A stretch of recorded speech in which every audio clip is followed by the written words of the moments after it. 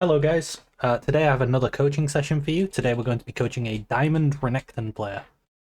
So as always, if you like the style of coaching that you see in these videos and you want to be coached like this yourself, have a look down in the description. You'll see a link to my Fiverr page where uh, you will be able to purchase coaching. There's 3 packages. Basic is just a VOD review. Standard is the coaching that you'll see in this session. This is a standard session. And premium is what you'll see in the previous 2 sessions, which so far will have just been the same as standard. But the premium customers get 4 sessions over the course of 4 weeks, where they'll build on what they've learned every week and we'll keep developing it on and on. So let's get this guy in the call and we'll talk a little bit about Renekton.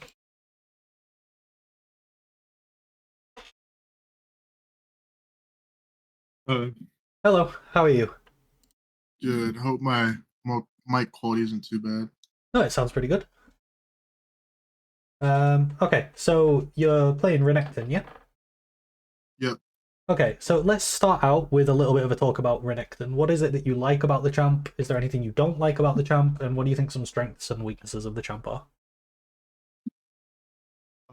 So what I like about the champ, team fighting, especially against melees, heavy melee teams. I enjoy the bruiser matchups. Feels more like I'm playing top lane, more of a skill lane. Um, Yeah, I enjoy the 1v2 potential, the ability to flip ganks. And also like not only just 1v2ing, but 1v2ing to like draw pressure, force the enemy jungle topside. yeah, okay, Assuming I can win it, allowing my jungler to make plays in the enemy jungle or, on the other side of the map. yeah, Um, Strengths, I think level 6 is huge, obviously. I'm still kind of. I took a break right after the ult buffs. So, okay, like, I feel like my. What's it called? My, knowledge of where the of limit testing isn't where it used to be. In terms of like knowing my all in potential, yeah, at least before, when I was playing a shit ton of it. Weaknesses definitely first couple levels, at least until level 3, depending on the matchup. Level 2, maybe sometimes you get a spike, but I've noticed in my recent games, I throw a lot of level 1. yeah. Most of it's kind of avoidable just by getting push, but there are some matchups where you just can't really touch the wave level 1 if they play correctly. Okay, we'll definitely have a look at level ones. Um, I've put my share screen on because I want to go over something with you because, as you were saying in your recent games, um, Mm. what I've noticed from your OPGG is I had a look and I just found all the games where you played Renekton, and then I put them all, like I clipped them all in Paint. So here we have Okay. 2 very dominant games. Can you see my screen, by the way? Yep. Yeah, so we have 2 very dominant games, and then we have 2 games where you really struggled. Um, Yeah. and I feel like that sort of shows you have the potential to just completely pop off. And if we can dial back the times where that doesn't happen and figure out how to play more conservatively when we're in bad situations, but keep that aggressiveness and willingness to just snowball and pop off, that's ideal. So I think what we need to do is look at how to build some consistency. Obviously, we'll have a look at your gameplay and see if that's what shows through. But from just looking at your OPGG, that's the observation that I made. Was that because I don't know if I have any solo duo games on that. They were all I guess flex games, that was yeah. my flick. Yeah. On my I guess it was originally a Smurf, but at this point I think the MMR is a little higher on the other account, Tal of Draco, but relatively all the same. Okay. Um, the so as for like the format of this session, if this sounds good to you, what I was thinking is we'll have 2 games. We'll start out with you playing a live game, and most of what the first game is about is me getting to know you as a player. So if I talk to you, it'll be asking you questions to get you to sort of explain your thought processes and stuff to me. Um, and the more you talk during it, the more you tell me what you're thinking, the better. Then we can go into review. We'll do a Yeah. VOD review of your game, and then we'll find what the sort of key concepts that we're looking to improve on are. And then we have the option to practice that in a custom game, provided I can get the correct champions that we need. Um, because you're on NA, right? Yeah. So I don't actually have an account with all the champions on NA, but I'll see what I can do. Go. And then I also earlier today I went and played a game as Renekton and recorded it so that I can sort of VOD review my game as well. If you would like to do that, and you can sort of I was going to ask you some questions about what you think I might be doing and why I'm doing them. And then from there we'll have like a list of things to improve on, and then we'll go into the second live game with those in mind, and we'll try to execute those in the second game, and then we can review the second game. Sounds great. Awesome. So if you want to log in and queue up for a ranked game, and if you share your screen with me, then I can have a look. Let's try and get this on my monitor. Yeah, I see that. Thank you. Let's get this on the right screen. Perfect. I believe it's like 4.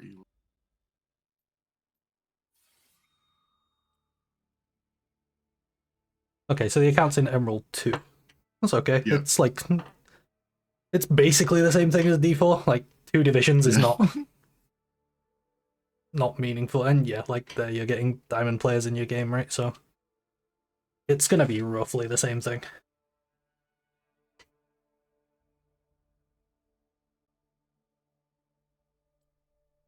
So you said you like playing the like Bruiser v Bruiser matchups.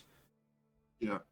In the current meta, I think there's quite a lot of range top. How do you feel about that? Do you struggle specifically versus range top because you didn't mention it, or do you just not enjoy playing against it? I don't enjoy it. So I've right now my permaban is kind of Aurora. I I feel like think that's most of the reasonable. Yeah. Quinn players in my elo are pretty dog shit, so I can usually get away with second win D shield. Okay. Yeah. Sounds. Other than that, I'm trying to think of any like I don't like matchups I've been struggling with recently are Gwen's, but I feel like I just don't see enough of them. Yeah. At least I haven't seen enough in the past to like practice the matchup. Okay. Do you have any content creators for Renekton that you watch at all? A lot of them don't stream anymore, at least Okay. recently. So if I was gonna I've been recommend watching. you, oh, go ahead. I've been watching Panther, 3-in-1 Warrior, RTO. He doesn't Yeah. stream anymore. Yeah. 3-in-1 doesn't really stream anymore. Yeah. I know. 3-in-1 was one of the 2 I was going to recommend. But again, Yeah. his content is like quite few and far between at the minute. And then the other one would be Zhao Chaomeng, the Chinese rank 1 top Oh laner. He yeah. plays a lot of Renekton. You can learn I a lot like from watching used to that guy. watch some of his like matchups on YouTube. Haven't recently, but I haven't figured out how to even where the hell his stream is. The YouTube channel is just called Rank 1 CN. I can grab your link really quick if you want while we're waiting. Let's see. Oh, Chao. Here we go.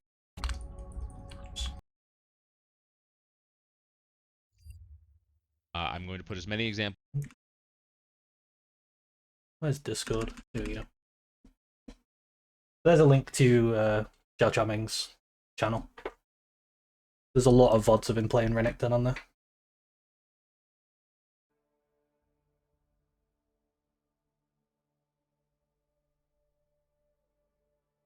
The queue times seem a lot longer on NA than what I'm used to in EU. Yeah, I mean it's a little early. It's like 5, but as of recent, it's been a while. Oh yeah, I guess it's a time zone thing as well. For me, it's still the evening. It's 10 PM right now.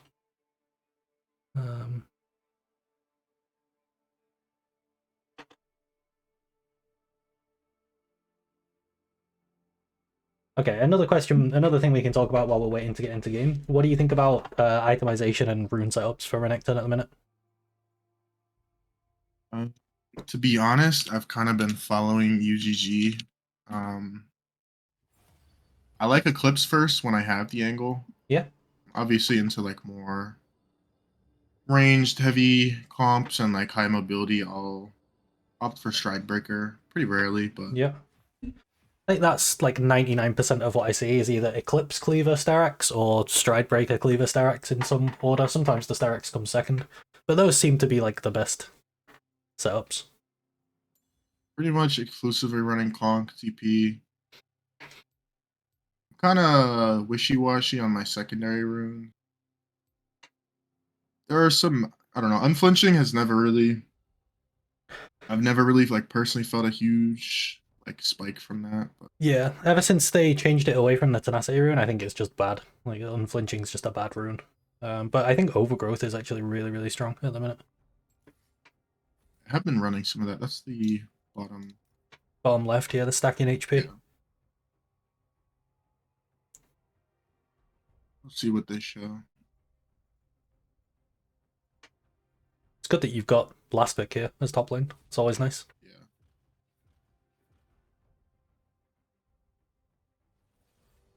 What's your favourite matchup to play as Renekton?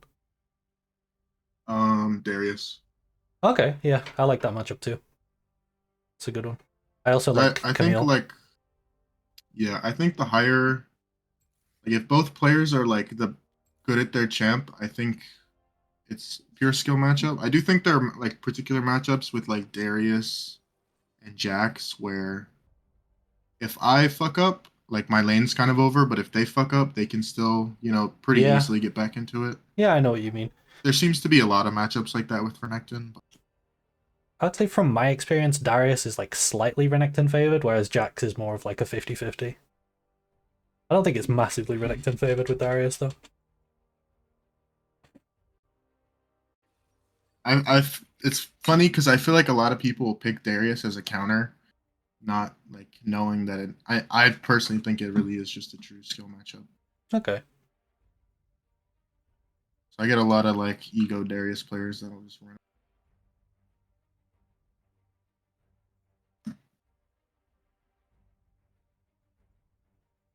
Set also used to be fun, but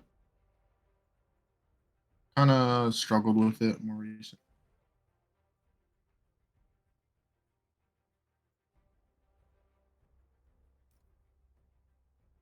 Maybe expect that to be Warwick top. You see some Warwick jungle, at least in EU, it's like 90% of the time Warwick is top lane. I see the Briar Band, so I think it's jungle, but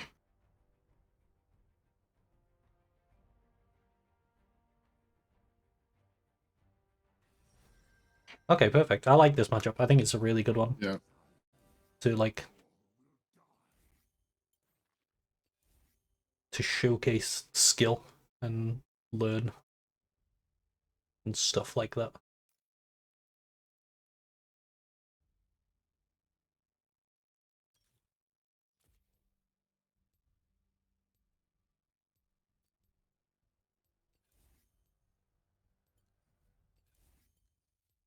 Okay, so in this matchup, how are you planning on playing level 1? So I've been trying. I feel like I've been trying it two ways. Where like I watched the 3-in-1 video where he does E start. Yep. I think just trying to go for push and get level 2 first also works, but it's like a little more risk reward. Mm-hmm. So I'll see how he like postures and Do you know when you level. do the E start, do you know what your like big sign to go in is with the first E? I believe it's his first Q, right? It's I'm when not gonna lie. I probably don't know. I haven't no, it's watched the okay. video in The a while, reason so I'm asking it as a question is because just to see if you know it or not. yeah. Um, so a lot in my experience playing this matchup, the best time to E in is when he uses his passive on the first creep. His passive kind of determines whether or not he can win a trade with you early.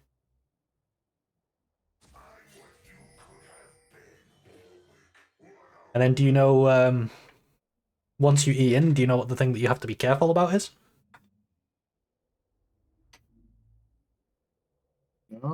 I assume it's just W or Q2, but Yeah, when you E back out, you don't want to E at a timing that makes you E into the Q2 sweet spot. You don't want to get cancelled on your way out.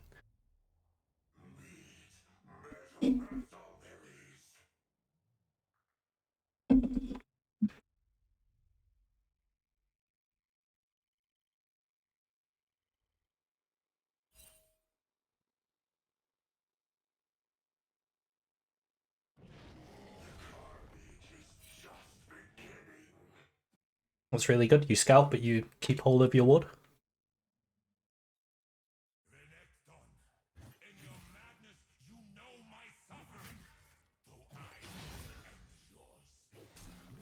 Have a binding for the auto level up.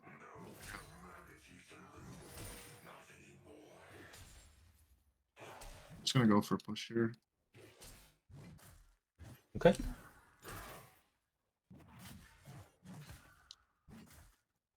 Space.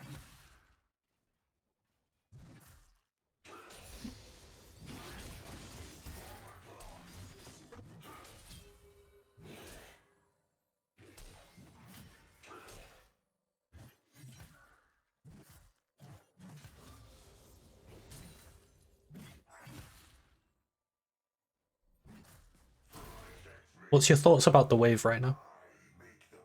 Kind of a bad spot if their jungler decides to 3 camp. So try to crash this. My recall off.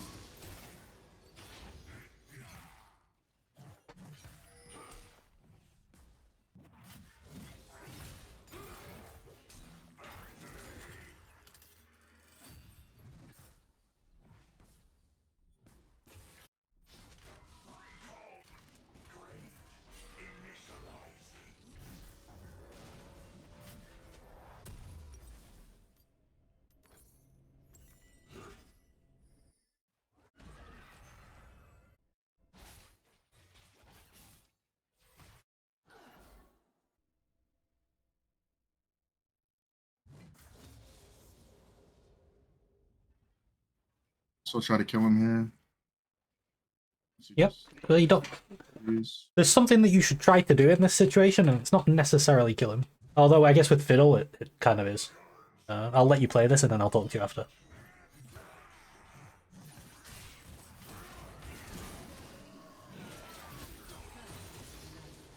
Nice. I like how you played around your Fury with your W, though. That was good.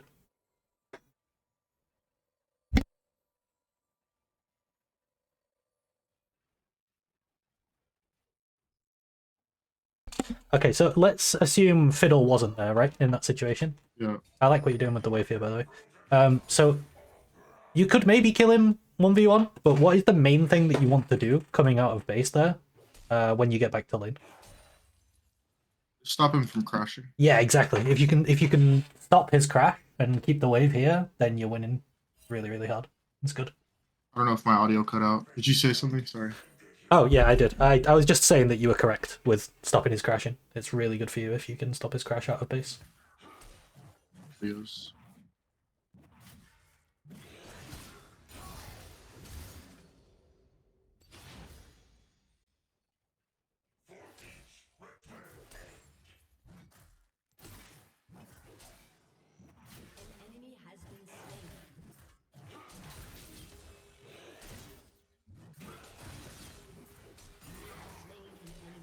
Nice.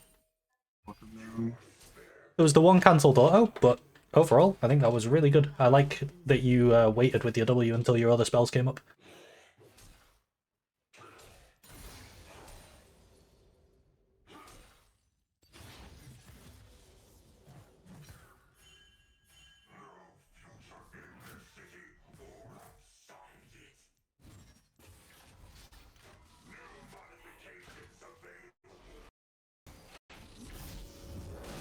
I just swapped to my speakers. Hopefully that fixes it. Okay. Can you hear me? Yeah, I can hear you fine. Yeah. Can you hear me? Hello? Hello? Can you hear me? Hello? Hello? Can you hear me? Huh. Might be an issue. Let me check on my recording if I can hear myself. Or if my recording is picking up my microphone. Yeah, it is. Hello? Can you hear me? Yeah, I can hear you. Can you hear me?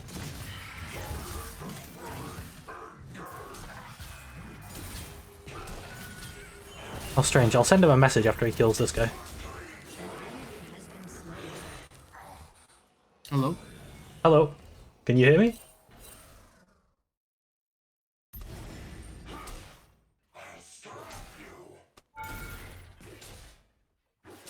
That's very strange. my recording is picking up my microphone, so I don't know why Discord wouldn't be. Let me check my Discord I setting. can't. Oh no, Let me yeah, my see. Discord is showing up. My microphone is. I think I know how to fix it.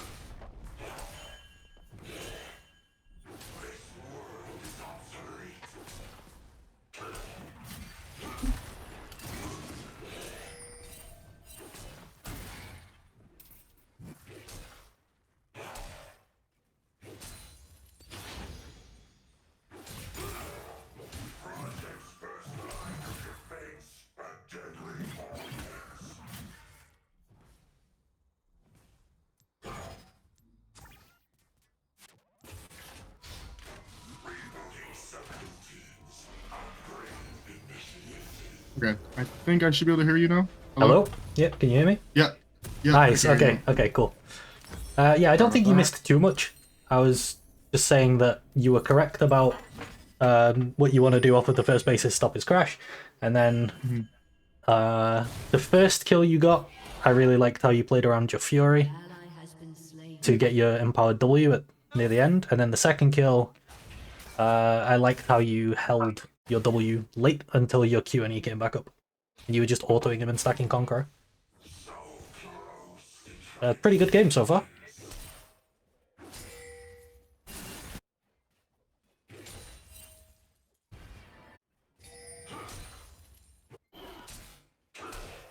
What's your game plan right now? What are you thinking?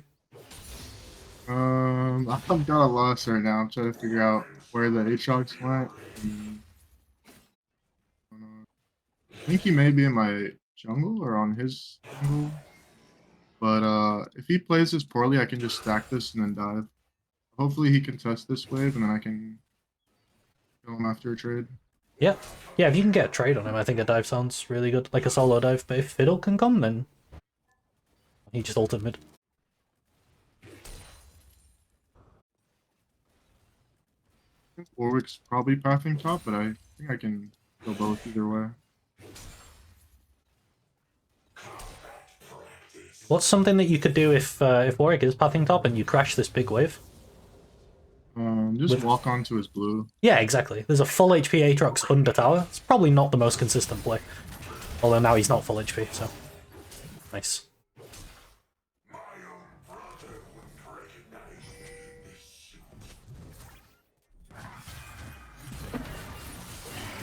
While he's just walking at him. Okay.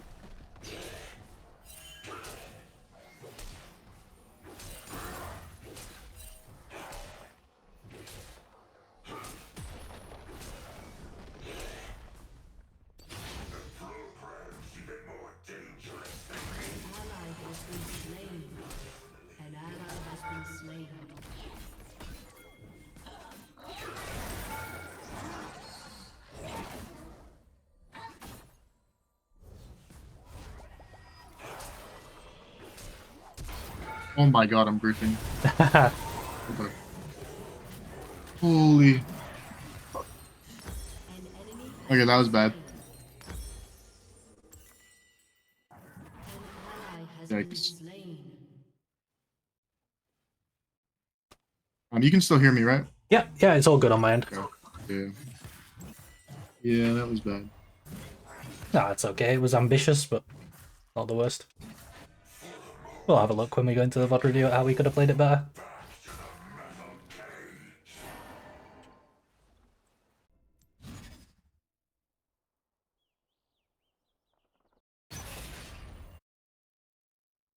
I like that you're not afraid of the tower, though. You're willing to go for these things on stacked waves, which you kind of have to be as Renekton.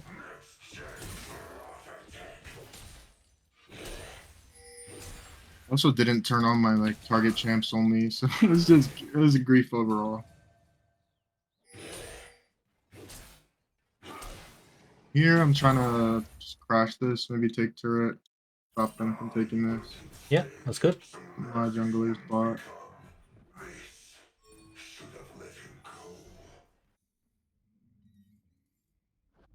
He's not.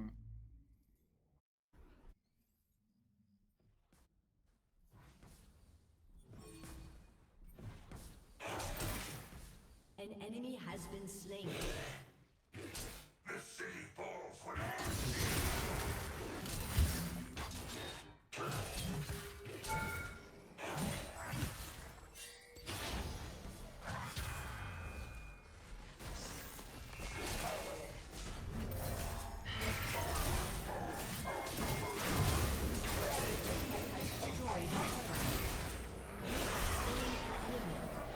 Nice. They're just not strong enough to kill you. I think the only thing I could touch on there is that a slightly earlier ult would be better. Like, if it was closer, that could have made the difference. Yeah, I wanted to like bait them into thinking they could kill me, but I guess they would have tried to kill me either way. So Yeah, they were pretty committed to that. my thought was like, if I ult, I just nuke one of them, they're gonna just run.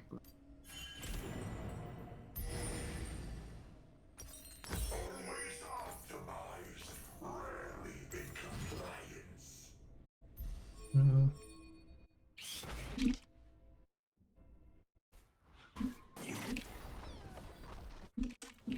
Oh, so or TP. So I'd like to for this dragon.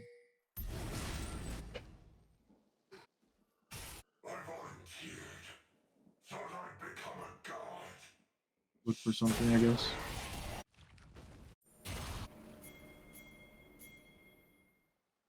An ally has been slain.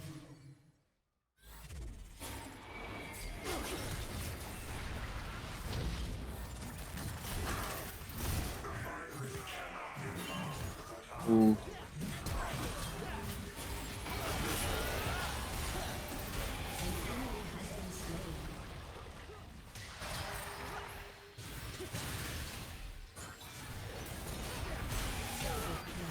Wait. Okay. Enemy killing spree. I'm blind. Okay, we'll go over it in the review, but I think there's much better things we can do from base there Yeah. than going and looking for that bot gank. Yeah, I mean, my thought process there was that my jungler would be coming down and I can help team fight for drag, especially to side TP, but I think that's a good thought process.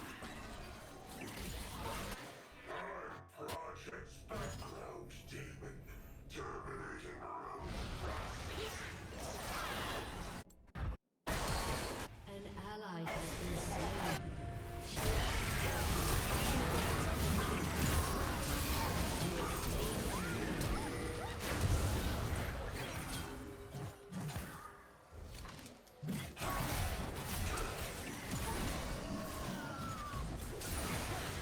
You have slain an enemy. An enemy has been slain.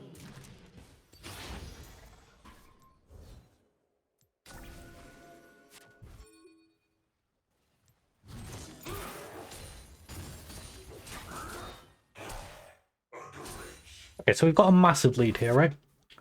yeah. How do you think we should play as Renekton here to convert this lead into a win? I think with our comp, we just team fight. Okay, how do we get good team fights? I mean, I guess aside from playing around objectives, just following this spike.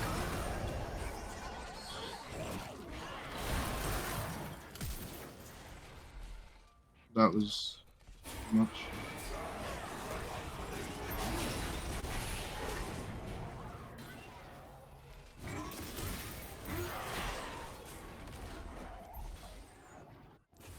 Okay, so let's, while we're walking out of base and recalling, let's follow some thought processes through.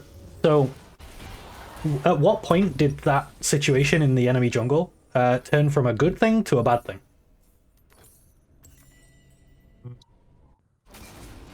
Like, it looked like maybe you could kill Warwick, right? But then something happened that Yeah, made it so I you think it couldn't. was. I don't think I was looking at death timers. Okay, yeah, so it was when Fizz arrived, right? It's about numbers advantage. Yeah. So, it was a good thing when we had numbers advantage, and it was a bad thing when we didn't. Yeah. So what we can do to get good team fights is create numbers advantages. I'll let you play this and then I'll keep talking. Rampage.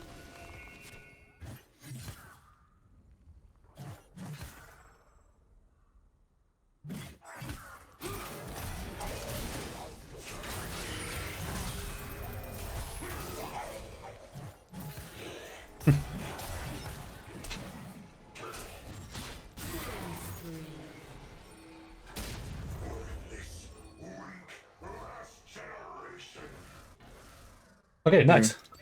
Mechanically and like the way you pilot your champion looks more than fine for the elo you're in. I think you're doing Uh-huh. way better than the average D4 Renekton player in that regard.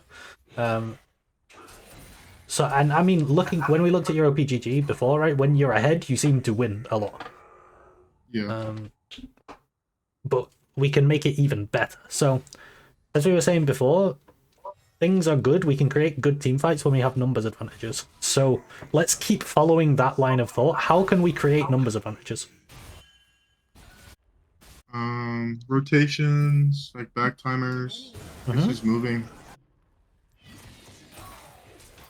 I don't really have like a good answer for that. Oh, that's okay. We'll talk through it.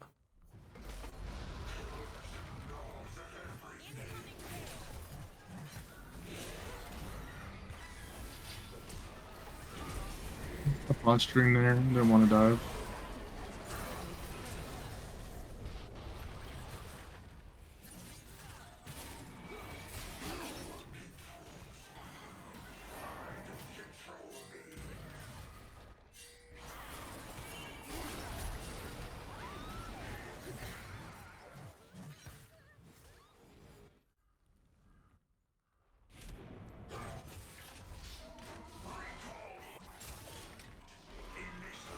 I guess also just like vision control. Vision control is important for sure, although you don't really do a great deal of that as a top laner. I think Sweeper is Yeah. good on Renekton. You make your flanks more deadly, and that's about as far as your vision control as a top laner goes. An enemy has been slain. An ally has been slain. I don't think me TPing there does anything. No, I don't think so either. And also, if you press tab right now, right? The Drake's coming up in 1 minute. So I would never TP before Drake. Shut down. An enemy has been slain. Because then it's on cooldown when the Drake happens, and then you have to play bot, and then it forces Syndra to like change what she's doing and move into top so that she can play with her TP. And in solo queue, relying on your teammates to do stuff like that is never going to end well.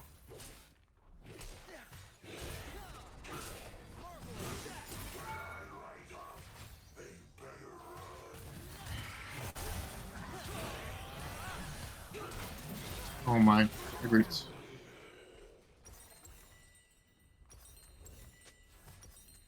I think I take one more auto there. Maybe I blow him up.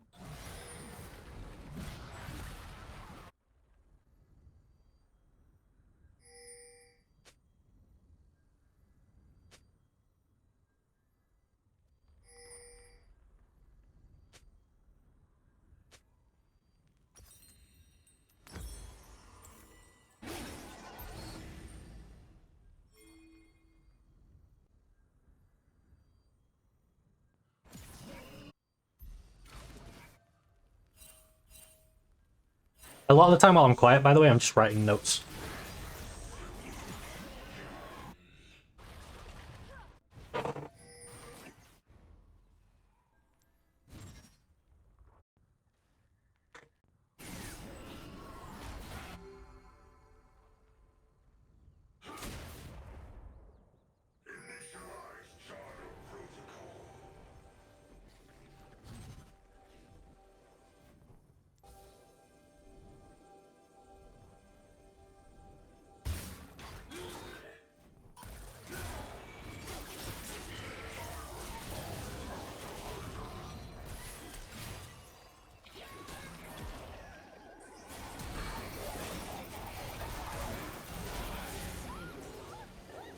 That was a really nice try with the flash 2-man Q. I respect that. I mean,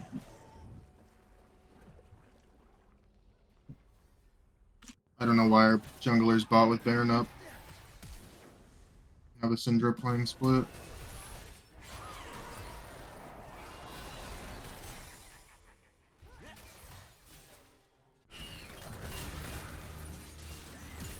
An enemy has been slain.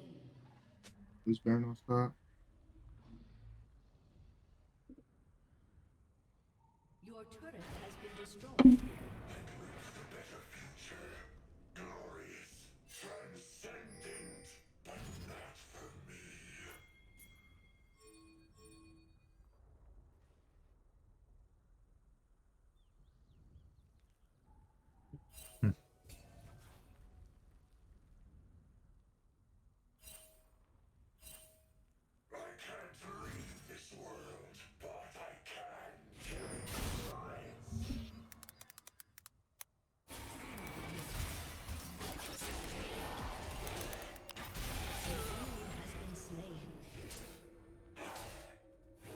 And CC.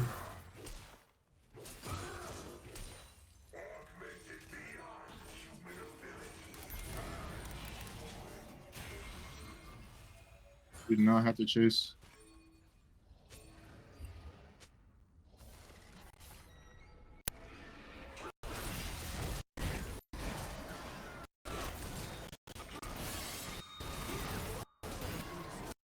Surprised my team didn't chase.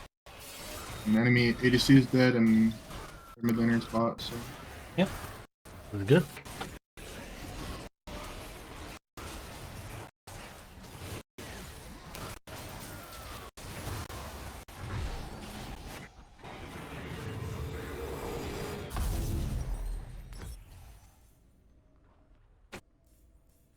Your turret has been destroyed.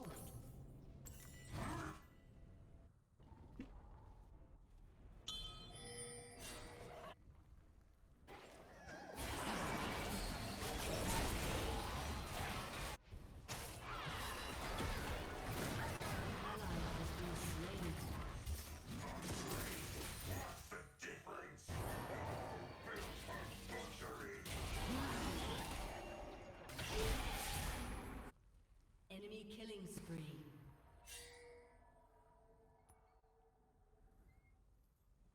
Gotta catch him here.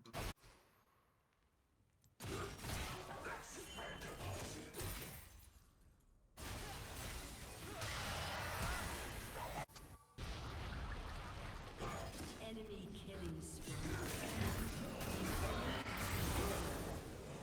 You have slain an enemy.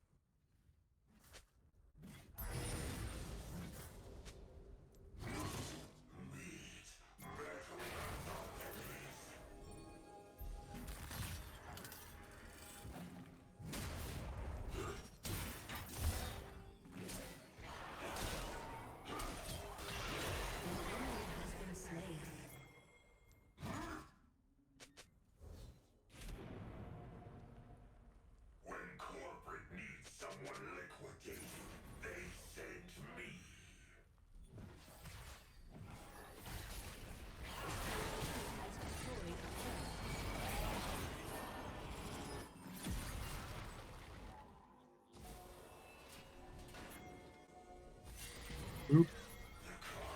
Why are we following him in the jungle?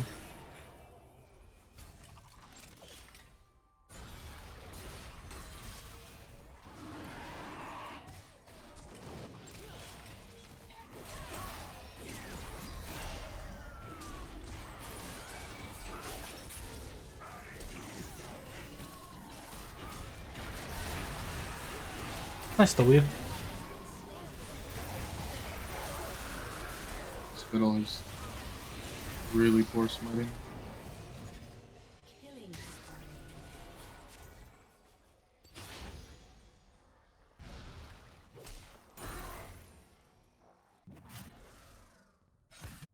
Wasted pretty much all our Baron, but couldn't really do much about that. Yeah, I'll show you something you could do with that Baron. When we get into the VOD review. That's one of the things that I've got in my notes. I like this though. This is really good what you're doing right now.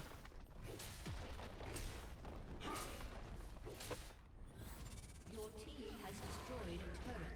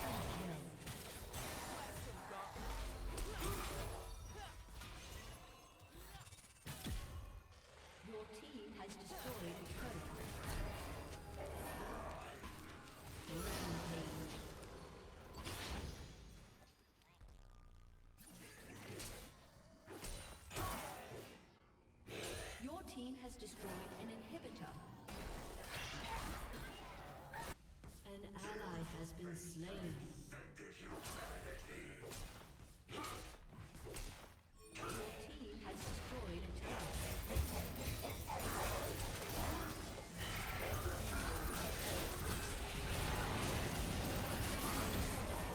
Nice. You played that perfectly, actually. Correct order of skills.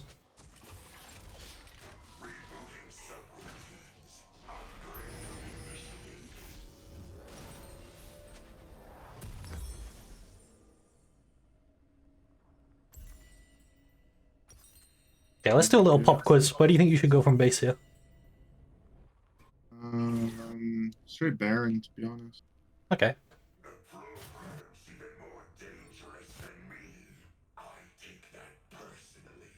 Look for a pick, maybe, because I don't trust this jungler to smite. How did that not go through?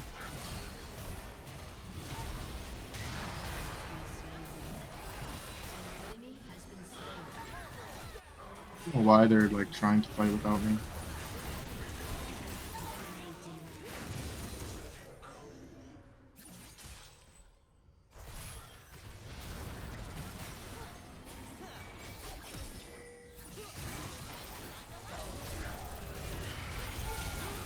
I don't know why I couldn't cancel that animation.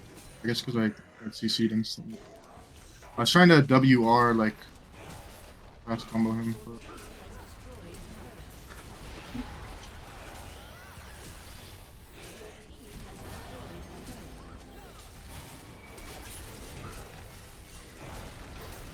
Alright, GG. You played a really good game, actually. And it's like...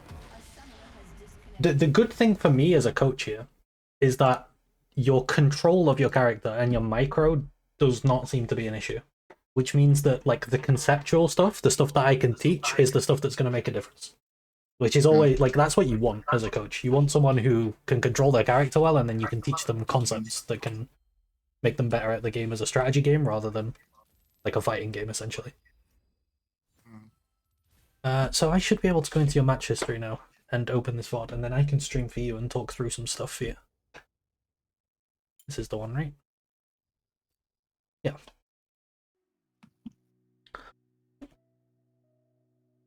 Okay, so I'm going to go through some things in this game that can help you be even cleaner. I think What's that, sorry? my stream shows your... I don't see your stream up. I've not turned it on yet, that's why. Oh, okay, yeah. I'm just turning it on now. There you go, it should be on now.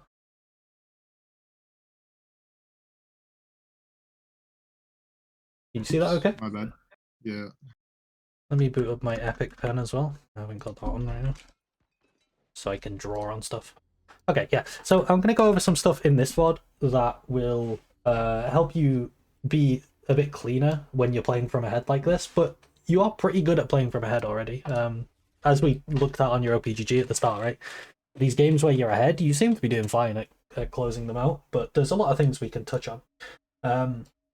This game didn't show one of the games where you fall massively behind and it just spirals out of control, but I will also talk to you before the session's over about some things you can do to mitigate that if you find yourself in those positions, because it seems like you are finding yourself in those positions sometimes, and learning how to get out of them is going to be really helpful to you. But we'll start out with this VOD. So basically, if you have any questions along the way, by the way, just pipe up and ask me. But otherwise, I'm just going to run through my notes from the start to the end and talk to you about each point that I flagged up.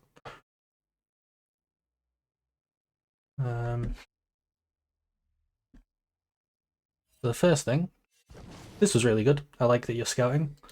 I like that you don't ward as well, because it saves your ward for later. Okay. We still haven't decided on a skill here, yeah? Yeah. I think this guy makes a really crucial mistake right here. Right here, I would skill E. Because now, if you get used to this timer, it's about 4 seconds, I think. But every time he casts it, it refreshes. Once it's gone, you can just take full control of this lane with E start. Yeah. And even if he doesn't do that, I just think E start's good in this matchup. Obviously, I don't think I need to tell you that getting hit by that Q2 is not good. You just know that, right? So like now, if you had E, you can just E on him and take full control.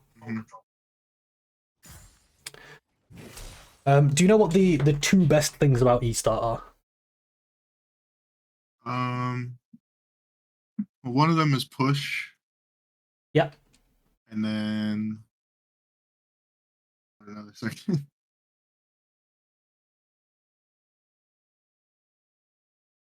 Okay. Well, there's actually three things. One of them is push, like you said. One of them, which I'll talk about right now, is fury. So you get 2 casts of your E, and it gives as much fury as Q, nearly as much fury as Q. You get 0.5 more fury for every creep with your Q. But because you get 2 casts of it, you build your fury up even quicker. So you can get your fury up for your level 2 very, very quick. And then the third thing we're going to see in a moment.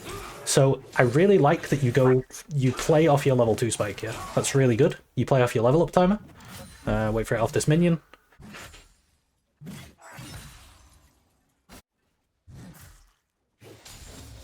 So here, you skill E, and you E on him, and you trade with him, and you Q him, right? Yeah. Let's assume we're in this exact position, but you went E start. Why is this better if you were E start compared to Q start? Because I can just EW. Yeah, exactly. You get W as well. And you'll have the Fury, you'll get an empowered W, and you can run him down the lane and get a really, really huge trade. Which, in this position, I think if you're E start into E on him, auto W, and then auto and E through him and chase him down the lane with autos, he's so low under his tower that he has to base TP, or you'll you'll solo dive him on the 3-wave crash. Because he'll be that low. I used to do that more when I played PTA, but for whatever reason, I guess I'm... Okay. Yeah, I don't think the Conk versus PTA makes a massive difference. It's like a slight difference, really. But the timing is good. So yeah, you would just have an even better trade if you were E start, because you would have W instead of Q, which is way more powerful than Q in these situations. Okay. Now, the next thing I want to talk about... I like that you walk back in for this auto as well. The lower you get him, the more at threat he is of a dive. And you're going to reset anyway, so like any trade in this situation is winning for you. Because you can just base and get all your health back, but he can't. The next thing I want to talk about is on your level 3. So let's watch what happens on your level 3 and see if you can see what I'm gonna... I don't think I was like as aware of my level up here for 3. Like I was watching my XP bar for level 2. I think you were, because you dash in. So let's watch what happens. Yeah, I was. Okay. Yeah. What do you think was wrong with that? I should have just W'd. Yeah, and do you know why you didn't W? Did you catch why? Fury. Oh, okay. What it looked like to me watching is if you watch your W thing here, right? You have 0 points in it. It looked to me like you didn't press... I don't know whether you have it on control W, but that's the default. It looked like you didn't press it fast enough. Because if you watch when you dash in... So I for the longest time, I used to like fucking press it, but I recently changed it to a mouse bind. You see here, you're on his head, but you still have 0 points. And then you Q and you still have 0 points. Whereas you could empower W right now. Yeah. So that's another little thing. But overall, I think your laning was really, really good this game. So the things that I'm picking up on are like ways to squeeze even more. It's like the differences that would move you from Diamond to Master and then Master to Grandmaster, right? It's these little things that will squeeze even more of an advantage out. But your laning really was not an issue this game. You laned better than most Diamond 4 players that I would see.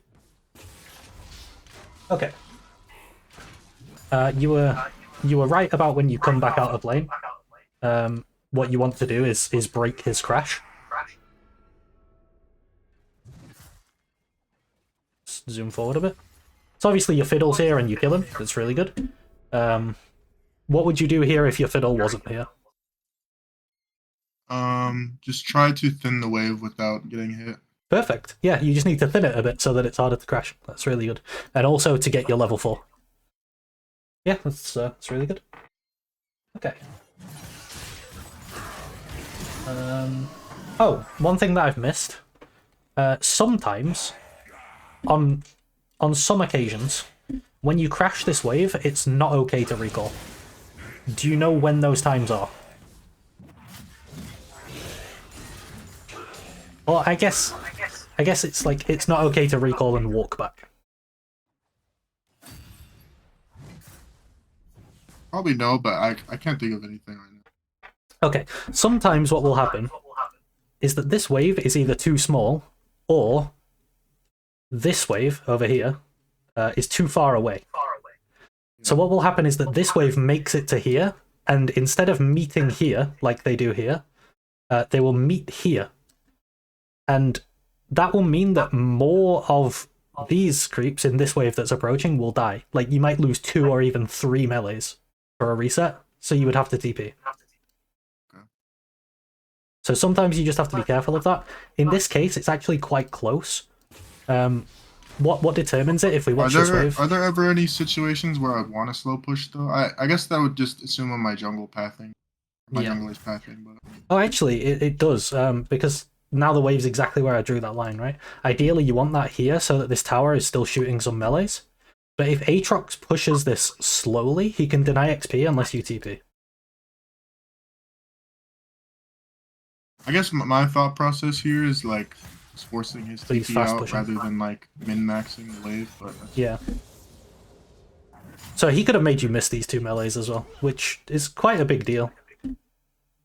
Especially when you're already winning. Losing them is quite bad. Now, you can still reset, especially if you... Let's say your Fiddle wasn't pathing top and you think Warwick is, so you're like weak side. You could just base TP. Or you can just stay and let the wave come back into you and catch it. Weak side is different compared to how we play it, but how you played this is fine, because you have Fiddle here, you have the item advantage, you kill him, and then you hold the wave. This is all good. Let me check my notes. Okay.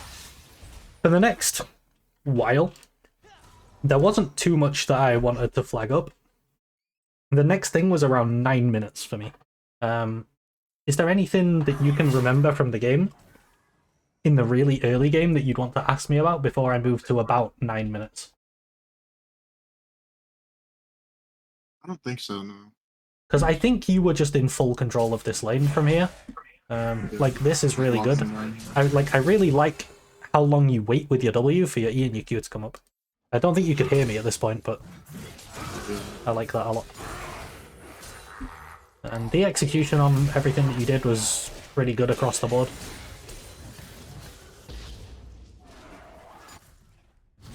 Let me just make sure we're not missing anything. I think there was that like fucked up fizz dive at some point. Yes, I think that's later than 9 minutes. Let's have a look at what happened here. I think it's just this guy walks really far up to you when you're level 6 on Aatrox, and you just level 6 on Renekton. I think this is... I'm not sure whether you agree, but I think this is Renekton's biggest like power spike in the matchup, is the level 6. Because it's before Aatrox gets his level 7 Q, and your ult is like 1,000 times stronger than his. Yeah. As long as I don't have like a huge HP deficit. Yeah, you can just all in with R, and it'll be winning for you pretty much every time.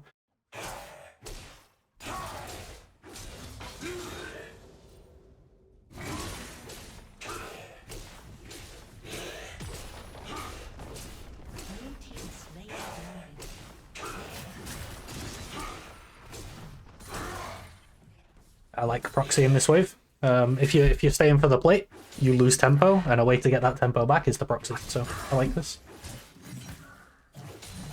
A lot of people don't actually use proxy, so it's good to see that. And then I think we're gonna get to like the 9 minute thing next time we come out of base. So we're gonna get there now. Do you have any questions so far? No. Okay, I just want to make sure that I'm not skipping over anything that you're unsure about. Yeah. I think my ward maybe was a little questionable, but it's just it's the one in river. You can see it right This one now, here? but yeah, I did that before I recalled. It's probably a waste, but I guess I didn't. I don't That's think I fine. saw Warwick at that point. It's okay. Pretty good. Like, now you know if he's coming up river while you're stacking this wave. So yeah, I think I asked you what's your plan at this point, and you didn't really know, but you were stacking a wave, and stacking the wave is the right thing to do. It's good. Oh, I can get to a thing now that I bought later in the game. So pretty much every Renekton I see nowadays is doing 3 points Q into 5 points W and then 5 points E. But I think he went 5Q, 5E, and then sat on 1W this game. Yeah. That's like... There are. So I know that. What was it?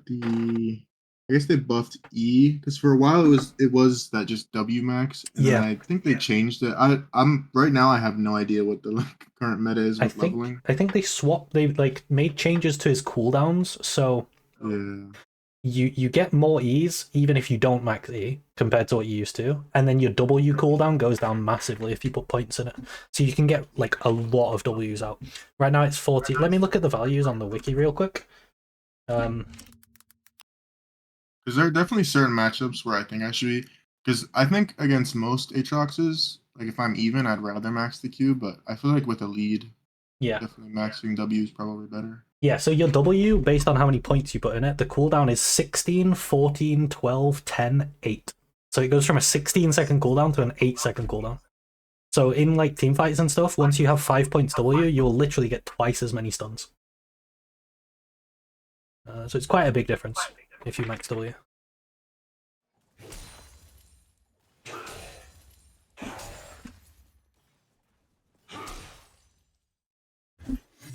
Okay, we stack this wave and then you go for the dive. So one thing that I noticed that you're not doing much compared to a lot of like high-ranked players is you didn't really ping much at all the entire game. So here, what do you think I want you to be pinging in this situation? For the dive. Yeah, but he's already coming for the dive. He's on his way. There's just something in particular that, like, in this situation, it doesn't matter because you're so far ahead and he's so low already. But let's say this is a full HP or like nearly full HP Aatrox and you're not. I was pinging my W cooldown here, but I don't think the fiddle didn't really care. I didn't see you ping the W cooldown. That's what I wanted to talk about. Maybe you did and I just missed it, but that was what I was going to say. I would always, like right now, I would start pinging the W and just keep doing it every couple of seconds so that you can see Does it show in the VOD? Maybe if you open the chat, I don't know. I definitely pinged it here. I don't know if I pinged it later in the game, but... There you go. Oh yeah, you did there. Ah, yeah, never mind, you did. I just missed it. That's my bad. Oh, that's good then. I don't know how I missed that. Okay. Then we get these plates.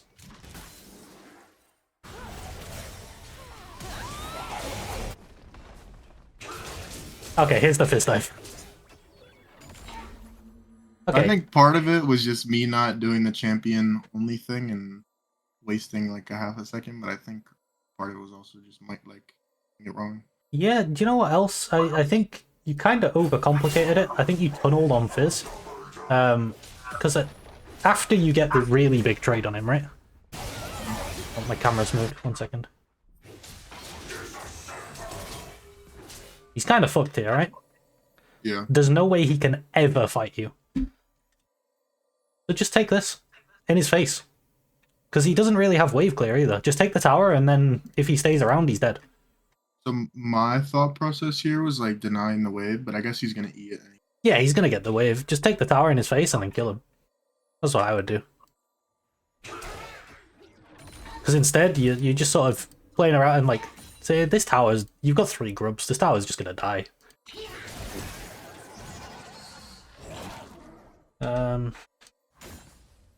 Probably also should have just flash W'd here instead of... I don't know why I waited for Fury. He would have just died. Because yeah, he was so close, he would have just died to that. Also, you could also just wait for Syndra to tank the tower too. That's fine too. But I think the best thing to do would just be take the tower in the first place.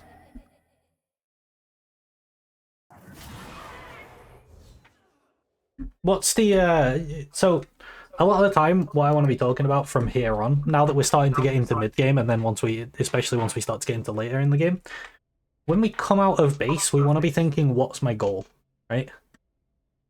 So what do you think your goal should be right now? Was grubs? I think it was being... What's the grub timer? The grubs are about to spawn. Let me turn the timers on for you. Yeah, they're up in 30 seconds.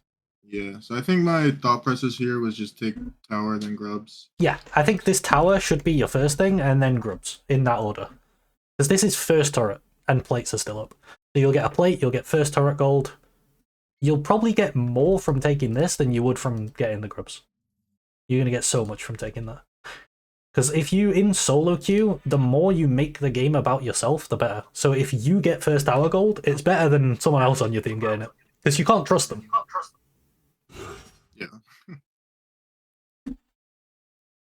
So right now my plan would be go and get that T1 and then play for grubs. So I'd fast push this wave. And I know you wanted to go and like fuck with this guy at grubs. You can do that after the tower. I just think the tower should be your priority. Even if he's like on it now and taking Yeah, good, like take this and then come through this way. Mostly because it's like it's first turret gold with a plate. It's so much. But it was good. One thing I noticed was that you were checking it to make sure you didn't lose it to the minions. That was good. So now it ends up stalled out another wave and it's just kind of awkward.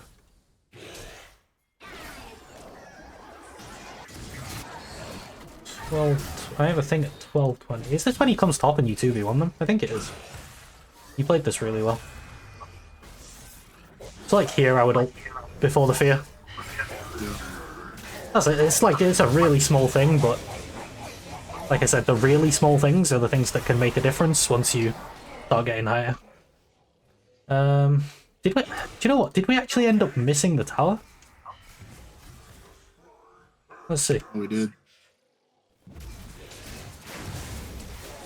Yeah, nobody gets this first tower goal. So it was actually really punished by not getting it earlier. Yeah. Still. Let's look on the bright side. You played this situation really well. Okay, so my next thing is after you take this wave and you base. And if you remember, this is where you went for this like bot gank thing.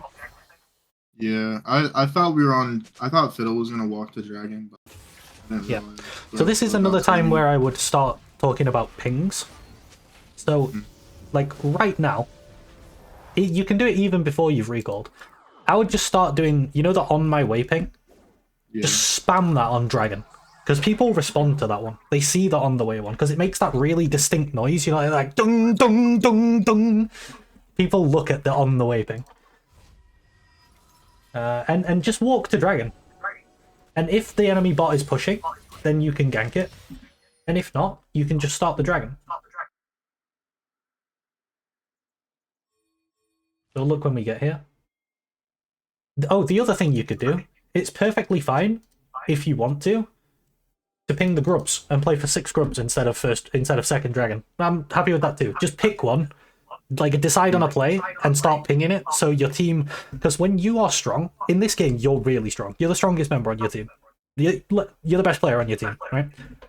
So you want your team to play around you, and the only way you have of doing that is by communicating to them with pings, because chat doesn't work. If anything, it tilts people and it makes them play around you less. But if you start on the way pinging to grubs or Drake or whatever you want to play for, and just try and get your team on the same page as you. I think pings are really important.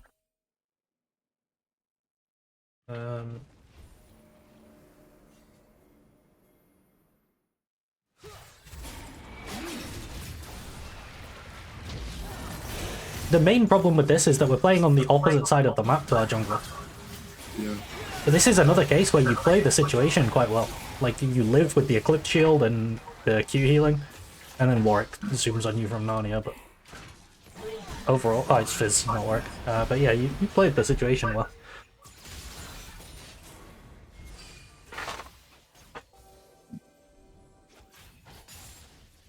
So again, once again in this situation, what are we doing? What's our plan coming out of base? Every time we go base, we're going to be thinking this. So, like, now the entire time while we're dead, what's our plan?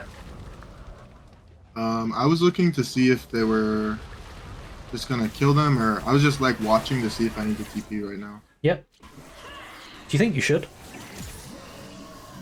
Yeah. Yeah, I think so too. I think just TP in. I mean, I thought they had secure dragon, and I didn't think the Aatrox was gonna walk. Mm-hmm. So I thought it was secured, so I think my TP was late. Yeah, I think that's it. You're kind of indecisive on what to do. You were thinking, oh, do I TP or do I walk? I think you just TP and secure it here.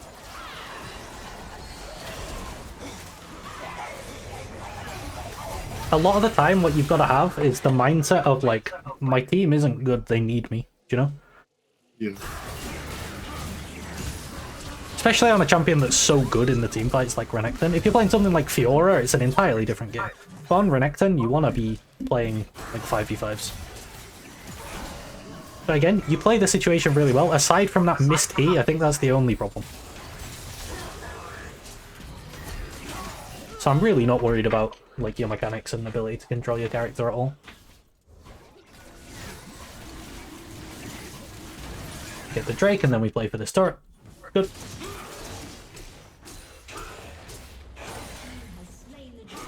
Okay, so this, I don't know if you remember in the game, this was when I started talking about how do we get good fights. Do you remember that? Yeah. And then I was talking about numbers advantages. So, Yeah. let's think back to how can we create numbers advantages? There's two ways, right? If you like, there's two ways it's possible. One is to move more people on your team somewhere, and one is to make the enemy team go somewhere else. So what's the main way in League of Legends that you make the enemy team go somewhere else? What's like one thing that people are always going to have to go for? Just pushing waves. Yeah, exactly. Aatrox right now has to be here because he's got 2 waves coming into the tower. Like, he really wants to be here to catch these waves. So what we want to do is we want to start playing off prio. So we want to use the fact that we're so strong in this Renekton. We're always going to be able to get prio in whatever lane we're in. So we're going to get that prio, and then we're going to translate it by rotating into our team. Or just doing something, right? We want to get prio and then go do something. But the general idea here is good. It's like we're getting prio in bot lane and we're going to go and fuck with this guy. But we just don't have enough people here. Yeah. It's just a bit disrespectful about where Fizz I was is. not looking at death timers here. Yeah. The thing, it's not even the worst, right? Because to do this, Aatrox missed these minions. So that's why the prio thing's so important. If the enemy does want to respond to it, they miss minions.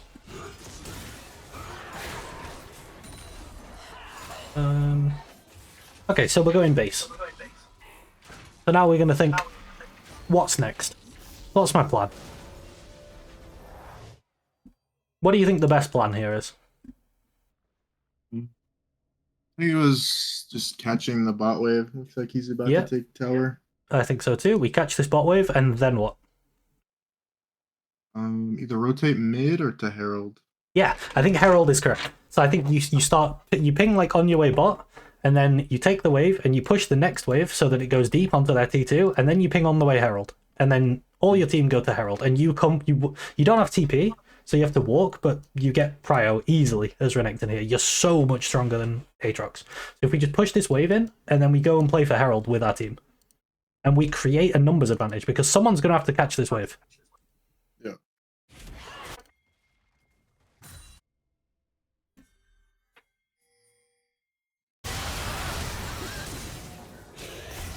And again, you're just absolutely destroying this guy individually. Warwick's here. You nearly kill him too. It was quite funny when the Warwick zoomed away with his ult.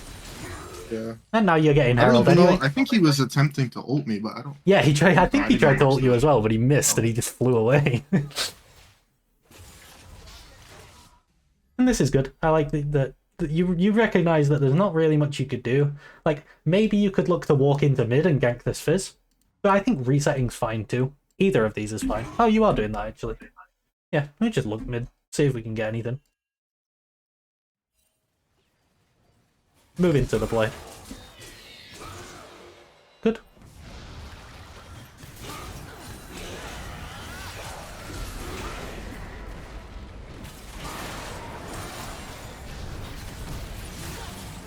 And here I'm like pinging off for like. Yeah, I eternity, agree. but- I really don't like that they dropped Herald. It doesn't do anything. There's much better ways to use Herald. And I don't know. Sitting around here is kind of just asking to throw. Mm-hmm. Okay, so Eventually leave. where do you think I want you to be at this stage in the game? What do you think I want you to be doing? Have a look at your items as well. Okay. Probably just playing cross map like top with TP. Yeah, exactly. We'll go spend our gold, come out of base, go play top with TP, get huge pressure on this. Because if they send everyone to Dragon as well, you can take T2. I don't know if you watch much Bwippo, but Bwippo calls these things your second Nexuses, because they give that much gold that like it almost feels like winning the game to get them sometimes. It's like getting a 1k shutdown. It's not quite 1,000 gold, but it's so much gold if you get T2s.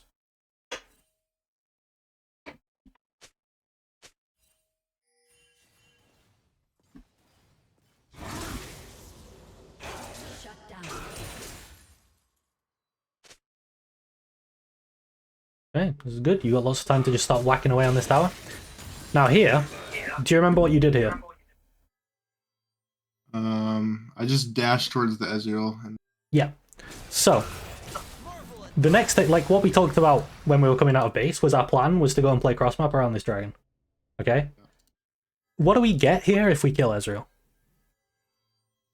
not really much. I mean, so I think the reason I pathed this way and instead of hitting towers, I didn't think it was the Janna behind me. I thought it was someone else. Okay, I mean, the thing is, like right now, you can just get a bit of damage on this tower and leave, like if you think someone's coming. If they're coming, they're moving away from the dragon. That's good for you. But the thing There's is, also probably just bad dashing on the wave here. yeah, that's true too. Using your movement spells to farm waves is very punishable.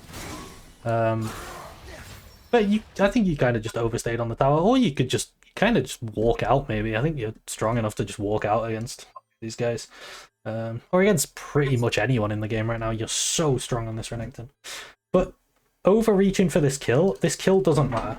So the reason this doesn't matter, you get 300 gold if you kill him, right? Yeah. But what matters, the reason we pushed this in the first place, is to threaten this tower. And by threatening this tower, we pull people to this side of the map. Now, he's already on this side of the map. Whether we kill him or not, if he's dead, he can't go to Dragon. If he's alive, he can't go to Dragon.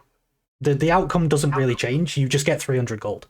Which is like, it's like 2 minion waves. So, you take it or leave it at this point in the game. But if you die, it's really bad, because you give a shutdown, all of a sudden you've got no pressure in this side lane. If the enemy goes to Dragon, they can play a 4v5. So the risk of doing this is really, really not worth the reward. And the way to avoid this is to start thinking from like an objective focused mindset. So we think about playing the game for this tower and this dragon. Do you play any chess? Any what? Chess. Chess? Occasionally, not regularly, but You know, like if you've got a piece like a knight, and the knight has the threat to take like your queen and your rook, you can put it in that position sometimes, and it's called a fork. yeah. By pushing this wave here, you're forking, with TP, you're forking this turret and this dragon. So what happens in chess is that you're forking the queen and the rook. If they move the queen, you take the rook. If they move the rook, you take the queen. So here, if they move to the turret, you take the dragon. If they move to the dragon, you take the turret. You're threatening both of them.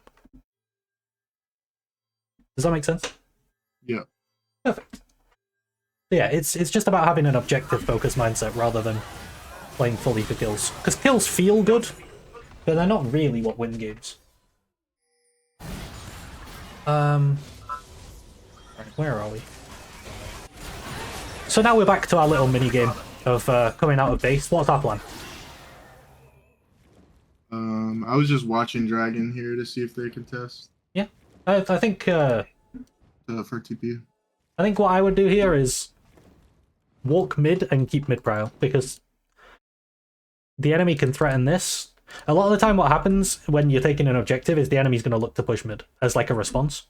But here you can come and deny them that by walking mid. Because you don't need to go and get top prio, you've already got it. You don't need to go and get bot prio, you've already got it. So you can go and get mid prio here. I think that's the best thing you can do. Or if Fizz starts pushing top, you can go and defend top. Now that we see him, it changes. You spot Warwick, this is good. Okay. Here, you start taking a fight. But I really don't like you taking this fight, and there's 2 reasons for it. Do you know what the reasons are? One of them is losing wave. Yep, you lose this wave. That's one. Yes, just we don't know how many people are here. It's kind of that you don't know how many enemies are there, but the main thing is that you do know how many teammates are here. There's only Pike. All of our team is bot side right now. We've got Swain here, that's a Fiddle clone. We've got Fiddle here, and we've got Syndra here. So it's kind of like playing alone when you don't need to. Because the great thing about being ahead, and like your main job as a top laner from ahead or behind, is top is the role that creates numbers advantages the best by controlling side waves. So here, what would be much better is if you just push this wave and start threatening this. And now the fact that your team are bot side, again, your teammates are threatening bot side. They're threatening like mid T2. They can maybe try to threaten bot T2, and you're threatening this. So it's just unnecessary to take this fight. It's kind of like the Ezreal thing all over again. We're just thinking about kills when we don't need to make the game about kills at this point.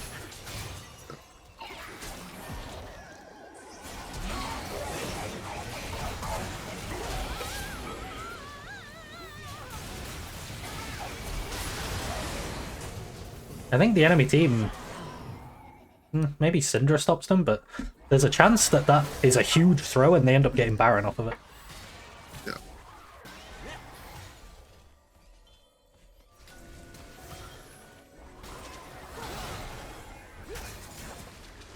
So let me just make a couple of notes.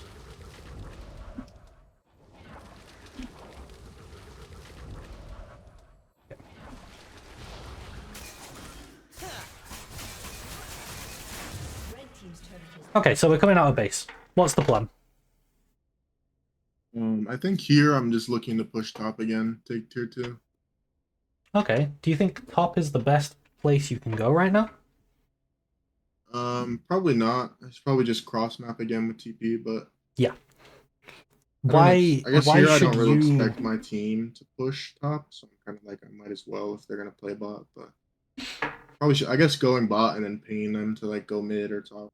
But let's say we end up in a situation where you are top and Syndra is bot. And on the enemy team, they have Fizz in top and Aatrox in bot. Why is that really bad for you? The TP, no TP. Yeah. Aatrox can create a numbers advantage, and Syndra can't because her TP's down. So when you come out of base, one of the things that you always want to look at is you press tab, and you see, does my mid laner have TP? Because most games, your mid's going to run TP. And if they don't, you have to be the one that goes cross map. And if they start running out of base to the cross map lane, you spam ping them back. Because they, like, especially as you start getting into higher ranks, they can't go to that lane, or you'll get punished.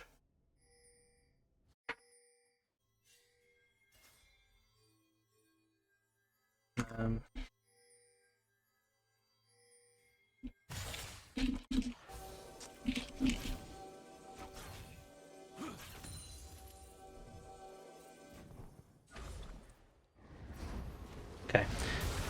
We end up getting a really good fight here somehow. Oh yeah, we picked the Ezreal off, which leads to Baron.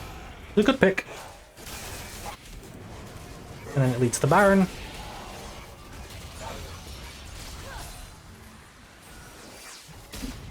I think here I was just spamming them and telling them like they're 3v5. No. Yeah, I really like the Baron call. It's a very, very good Baron call, especially because we see this guy bot and he's not running TP. It's like a really good Baron. Now, do you remember what I called T2 towers a second ago that Whippo calls them? The second Nexuses? The Nexus, yeah. Yeah. So what I would be thinking here is, this is quite a small thing, but it can make a difference because Fizz is about to get a lot of gold, is I'm thinking, is there a way that I can not tank this Baron so that I don't take much damage, so that when we're done I can TP here and stop him getting this? Because you're not going to need your TP to play the Baron anymore, because the Baron's going to be gone. So you can use it after the Baron. You know, like sometimes you can roam from base and then TP back to lane? It's kind of like that. You're already doing the Baron and then you TP back to lane, and you stop him taking this T2. Because you tank the Baron the whole time and you take a load of damage. Whereas I think Fiddle could just tank this if you step back. If you like step back between your hits, you could preserve a lot of HP. And then you'd probably be able to TP here. Like, you could start TPing now, I think. This is for sure gone. You have vision here, you have vision here. You know they're not contesting. You have vision here as well. You could just start TPing, and if you're healthy, it's really hard for him to do much. Because you have ult as well. I probably could have TP'd either way. Cause yeah.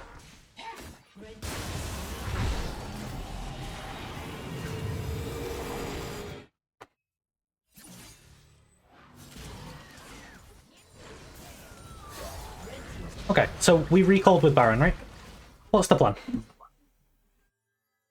I think we're strong enough to just kind of run it down mid. Okay. 'Cause I don't really trust my team here, so I'm like, I could play side with TP, but I feel like we're strong enough to kind of I'm just not force it. really bothered about TP here, but there's a concept that, like, Baron, I think, should a lot of the time be played on 2 lanes, and I'll show you why. We're going to lead up to it, but I think you should go top. Even if you don't go straight away, like, you can go and like help your team contest mid, but once you've got the mid push, like here, you can go top. And let me show you why. Because again, T2s are the second nexuses, right? That's what we want to play for. How did we end up down bot? Okay, I thought we were going to end up in mid, pushing mid, but that's not what happened. So I've done a lot of coaching for like teams in amateur leagues as well. So this is something that's more important in like coordinated play than in solo queue. But you play a lot of flex as well, right? I don't know if you play that with people on comms or not. But the correct thing to do here is for your 4 to push mid, and then you as the 1, you're going to control this wave. So not so that it crash. Well, this turret's low. You could probably just crash it and take it. But let's say this turret's full HP. You control the wave here, so that once they've got this mid tower, they can rotate into top and take this too. Yeah, that's so. I'm not gonna say I was thinking that, but that's usually how I prefer to play. But No, that's good. I think that's correct. After like my mid and support died trying to like stop the fizz, I was just like, fuck, team fight, I'll carry. Yeah, there's a specific type of comp where I think stacking as 5 with Baron is okay against. Do you know what it is? Like melees? I don't know. No, it's like if the enemy has wombo combo. So let's say they're playing like Rumble, Jarvan, Orianna, MF, Amumu, or something. If you go side and start pushing this in, and you just have 4 in mid, maybe your 4 get like 5-man dove on. Whereas if you're 5v5 and you're ahead with Baron, it's probably not even good for them to go in. So I think if they have a comp like that, then yeah, sure, 5-stack. But otherwise, just play it out. Like the standard way to play Baron is you play for the siege. Baron's a sieging buff, first and foremost. You play for the siege, and then your side laner, like your job as the top laner, is to get a wave for your team to rotate into. And you start pinging. I use the assist ping. So after they've done this, I start using the assist ping on this wave, and a lot of the time they rotate through and they come and play for it. I think after this, I got tilted and kind of just didn't do anything with Baron. So.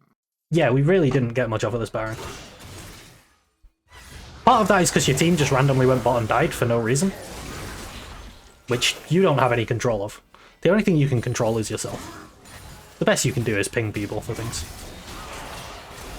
So like here, right? This was the situation that I was thinking of. We just killed this guy, so we have a numbers advantage and we have Baron. So you can go and get this wave pushing, and then your team are probably going to get this. Once they get this, they can come through and get this as well. And then, do you watch pro play at all? Here and there. Okay, so a lot of the time, when a team gets Baron, the reason that it feels so game-winning is they get a bunch of gold off of getting the Baron itself, right? It gives you a ton of, like, 2,000 gold across the team. But then it'll almost always, through this style of play that I'm talking about, end up that they get, like, mid T2 into a side lane T2, which will inject, like, over 1,000 gold into the team as well. So that's what you want to be looking to do with your Baron most of the time.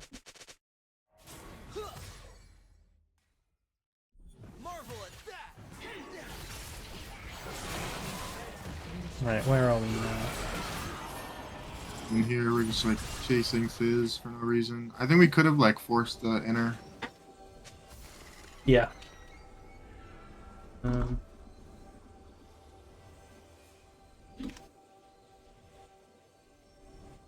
Yeah, I think so too. And again, a lot of it comes down to pinging as well. If you ping like assist me, especially when you're strong, a lot of the time people will come and play around you. It's okay, we're stacked as 5 for this dragon now. And I think, again, you play this situation quite well. You stun the Fizz as soon as he comes in. Your Fiddle fails his smite. maybe there's a chance that, like, a lot of the time as the top laner, your job might be to zone away the jungler. Maybe there's a chance you can get over the wall and find him. One thing you can look to do here, actually, with Renekton, if they've got, like, a jungler who can't get over walls, right? In this case, Warwick can, but it can be really good if you E over this wall and pop the blast cone. You know, so that there's no blast cone for them to get into the pit. Mm-hmm. So that's just something small to think about.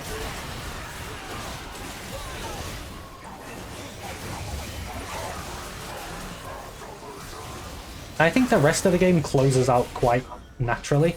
After this, you go and play for bot T2, which is really good.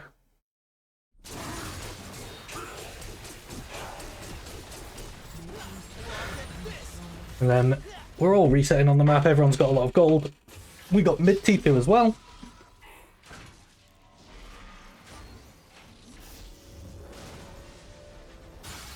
Okay, what's the plan now? We're coming out of base again. What's the plan? I don't know, I think, like, assuming my teammates don't fucking run it down into the fizz, I think like 1-1 isn't bad, especially since they don't have much wave clear. Yeah, I don't think 1-3-1 is bad either. You can do 1-3-1 or 1-4. But like the next thing that you should play for as a team is going to be this T2, isn't it? Yeah. And the thing that needs, like, it's almost like a maintenance job, right? The thing that needs maintaining is this bot wave to do that, because it's starting to push out again. If you go down here and fix this wave, you push it in, and then you can rotate in through the jungle. And then maybe you can grab mid wave on the way if your team's top or something, and then you can look to move into top, and then you play as a team. Again, it comes back to that creating numbers advantage through getting prio in lanes. This, as well, was one small thing that I flagged up. It'd be really good if you could just get your recalls a bit quicker. A lot of the time you were spending quite a while in the shop. Not the end of the world, but the quicker you can get them, the better.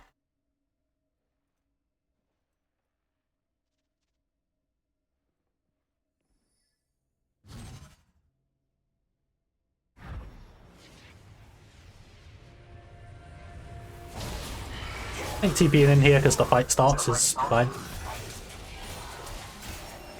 It's good to, like, have the presence of mind to see that you can TP in. And again, I'm not really worried about how you play your jump. I think that's more than fine. But from here, I think you just kind of all go mid and end, right? So yeah, those are the main things that I think are sort of ways that you can close out your games from ahead more cleanly.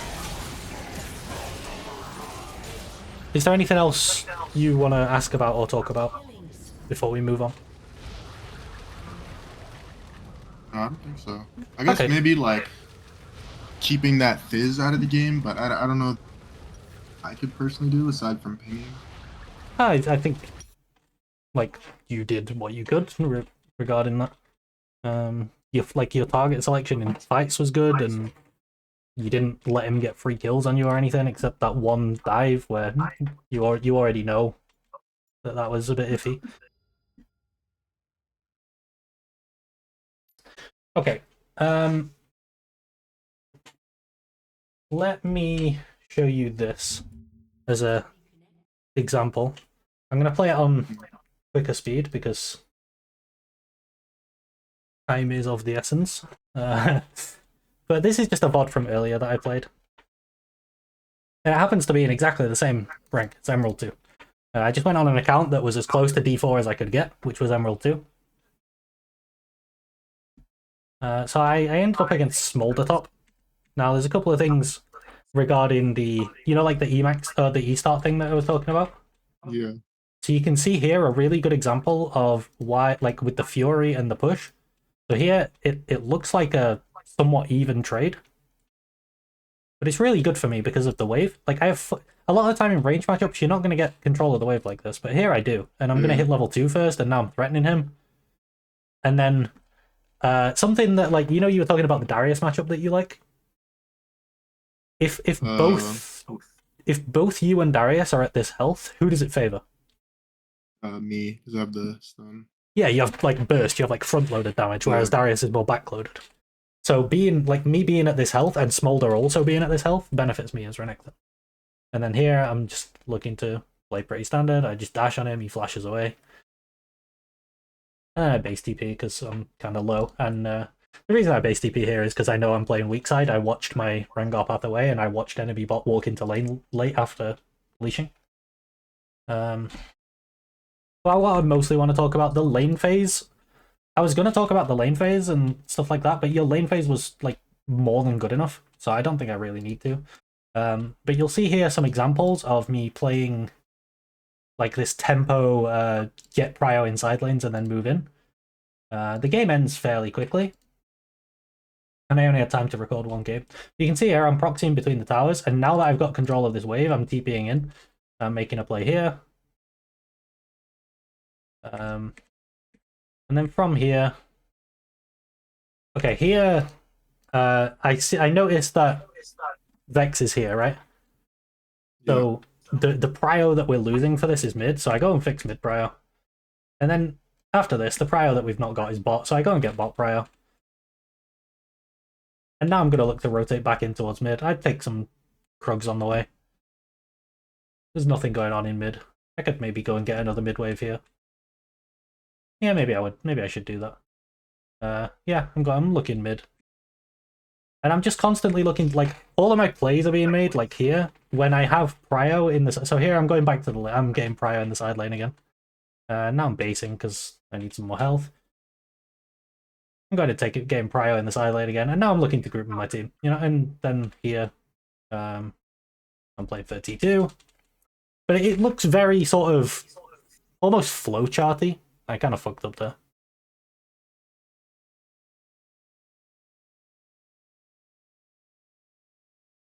It's like I'm just playing off of wave states. Here I TP top to stop Akali pushing. And yeah, it looks kind of simple because it kind of is. You're just playing off of the side lane prio and then grouping with your team once you've got the prio. That's kind of all there is to it when you're this far ahead. By doing that, you never really put yourself in a situation where you can die and give them the shutdown. But also, you're helping to translate your lead into something useful by moving it into your teammates. Okay. Do you have any questions, or do you want to go into game 2? No questions. Unless you have any like thing to add, I can queue up again. No, I think that's it for right now. So if we go into another game, and this time I'm going to talk to you about the things that we covered in the review while you're in the game, so we can like get you thinking about them in game. If I end my stream and you turn yours back on.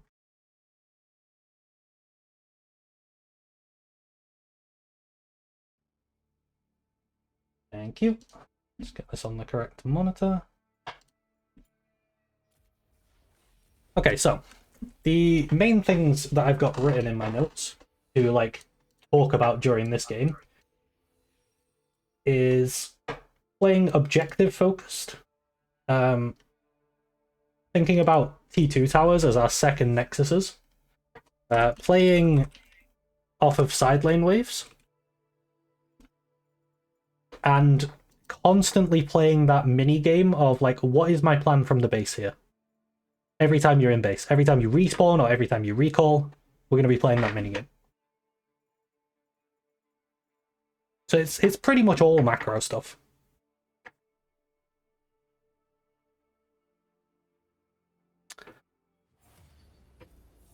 So we'll go through that stuff in this game, and then to finish off, I think I'll talk you through some stuff about how to not lose too hard if you fall behind. Ideally, we'll just snowball from ahead again, but maybe we will fall behind in this game, and I'll have to actually talk about it. Or I'll have like actual footage to talk about it from. But otherwise, I'll just explain it conceptually to you.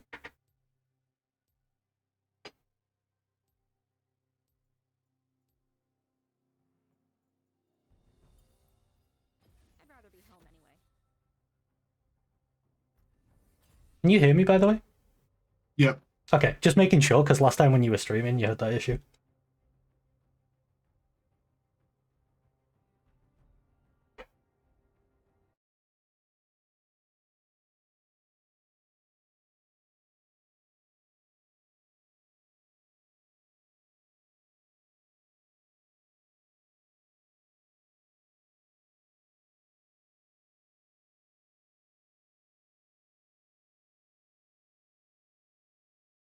See what matchup we end up with this time.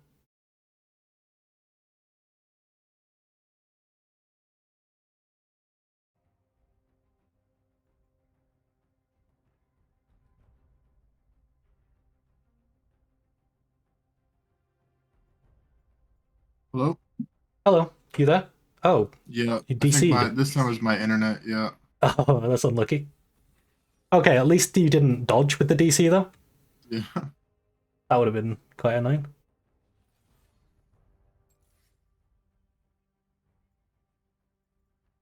Yeah, I don't know if you heard or not, but I was saying that after this game, I'll talk you through some things to do if you do fall behind and how to mitigate that. But we'll see if we fall behind in this game, because then I can specifically talk about it.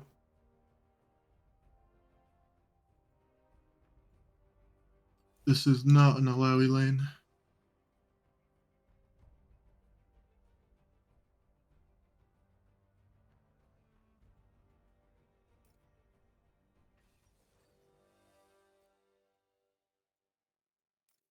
Do you think second win or bone plating is better until? I think second wind's better into on. Okay, so while we're loading in, let's have a little chat about like, because we were talking about the matchup before, right? What do you think, like some of your trade patterns, and what do you think of the matchup in general? Trade patterns kind of in and out. Mm-hmm. I think the big thing is avoiding his W or at least his auto W or his W auto. Yep. Uh, just avoiding taking like bad HP trades just because he can, build HP. I think the stream's gone. That was it. Yeah. But yeah, you're right. When you play against Ornn, where do you want to stand in the lane a lot of the time? Away from walls. Yeah. But also, Ornn does all of his damage with his spells, right? His Yeah. passive requires him to hit the end of the W. His Q is a skill shot. But also, Ornn's quite weak in lane. So a lot of the time he needs to use his spells to farm. Like, he can't just like walk his face into you and CS, he's gonna have to use his Q to CS. So you don't want to stand on the minions against Ornn. Because then he can like both hit you and CS. You never want to let him do both. I really like those, by the way. Sneaky. Here I would ping assist me. Comes into like the pinging thing again.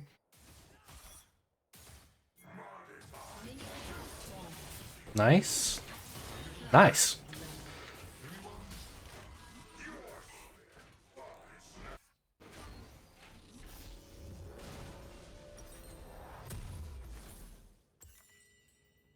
It's a good start. So would you TP here or? No, I don't think so. I think you can make it for XP. I'm not really worried about the gold. As long as you make it for the XP, it's not a problem. No, turn on my level bind. I guess Ornn could like do something with the wave. Yeah, I guess if he dragged it, but it looks like Yeah. he didn't. No, it's fine. You got all the XP, so yeah. No problem at all. It's a little awkward for you because you have W start. It's not ideal. But you got your first blood. For sure worth it.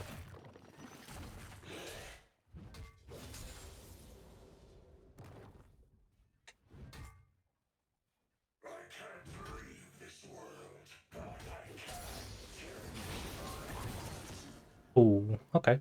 I like the intent there. Nice. Nice. Good trade. If we were a little bit quicker on the E, we could have dodged the W damage, but that was good.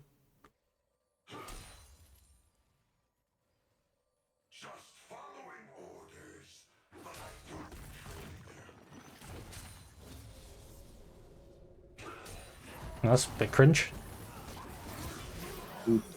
Oh, you got TP. I would start pinging his bot side right now. Like, for heck room. Maybe he won't, because it's, like, not I think if your jungler's a higher elo player, you would go and take the entire bot side from him there. I like this, by the way. Like, there should be no way that Kane is still here. Okay. Ooh. Oh. Oh my. Alright, what do you think you did wrong mechanically there? Getting hit by that E. I was trying to hold my dash. I think he's still dead after you get hit by the E, though. Or, like, at least has to flash. I think if you just Q first, like, in the wave to get full fury, and then empowered W him, you would win. Oh, yeah. Because empowered W is so much better than empowered Q. I also didn't expect him to hit 4 there, so I was thinking fine either way, but Okay, so we're kind of behind now, right? yeah. Obviously we're going to push this wave. But then what are we going to look to do after that? Probably get a ward in jungle. Yeah, that sounds good. Are we strong enough to trade? Or do you think he's stronger than us? Yeah. Especially if he walks into the wave. Yep.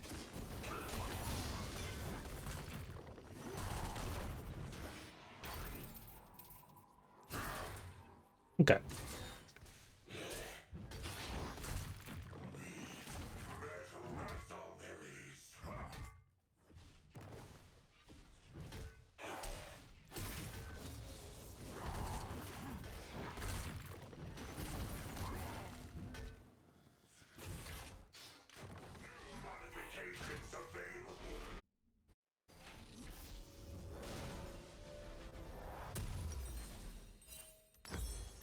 Okay, so in that trade, are you familiar with input buffering? Yeah. I think you want to just buffer your W into his E knockup. An ally has been slain.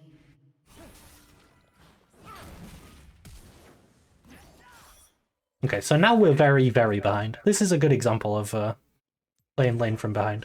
So here, especially because he's going to hit 6 way before you, he's ahead in XP and he's ahead in gold. So what I think is really important, you see how there it was really hard for you to get the crash? Yeah. That's going to be a common theme from this point forward because he's ahead of you.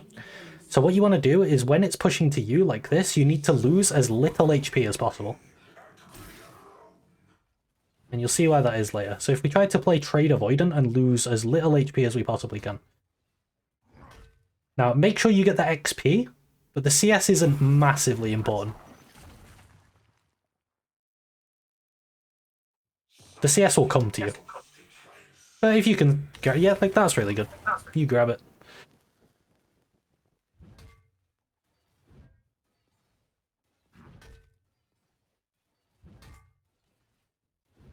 So now what we want to do from this position is build our wave as slowly as we can. This is how you want to play from behind. By building a big wave, it makes it much harder for him to trade with you, because he's trading into a ton of minions. Yeah. So when it comes time for you to crash from behind here, you're going to have a big wave and full health, instead of a small wave and less than full health. And that will make it easier to get your crash. So here, I think if you push hard, it's a mistake. If you push slow, especially if you, like, if he uses any spells on you, he's going to push back into you and you're going to keep collecting the waves. You want to just be thinking ahead to, like, how to not get frozen on and denied.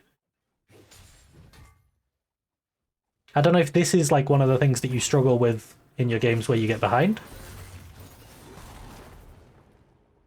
Yeah, I'm just scared here because at least you can.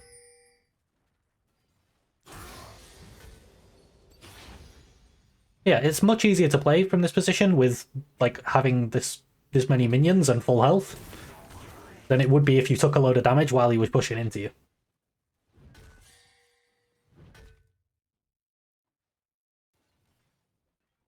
Shut down. And also, when you're behind like this, I don't think holding a freeze does anything, because you can just break it easily.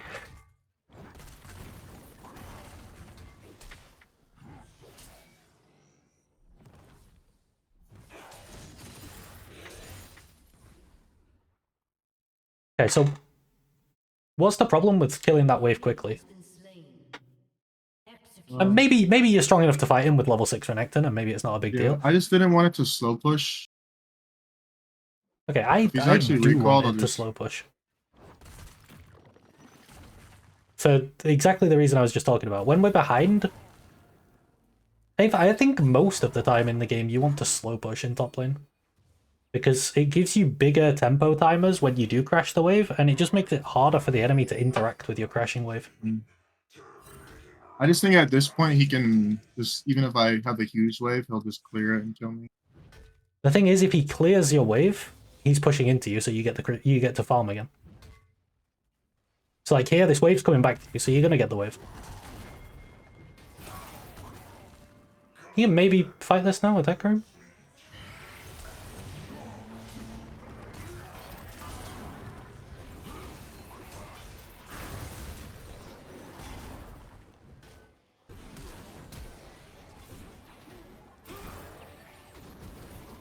Wow. That's unlucky. That's pretty close. One thing you could have done different there. It's good that you tell him to push. One thing you could have done different there is the Q that you did, not the last Q, but the Q before. You could have also like walked it a bit further so that it hit the wave as well and healed you a bit more. That's a small thing. But yeah, onto junglers as well. When we're, you know, like you cleared the wave fast under your tower. Yeah. That means the minions meet in the middle of the lane, which makes you more vulnerable to the jungler, and him less vulnerable to the jungler. Whereas if you slow push it, the minions meet just outside your tower, which makes him more vulnerable to the jungler and you less vulnerable. Which, when you're behind, that's really a big thing. Because you're kind of easy pickings. Like, junglers like to play off of winning lanes.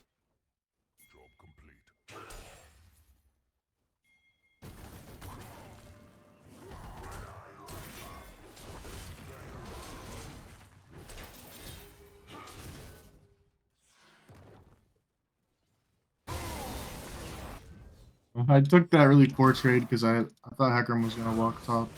Okay, yeah. If that's the intent, that's not too bad. But the thing is, like, now you're in a position where this is going to start slow pushing into him, and you're kind of low. Now you can heal with your Q a bit. But when it does start pushing back into him, if you're not healthy, it's a lot harder to crash. And that's how you get yourself into really bad situations where you have to like base on a freeze or something. You really don't want that.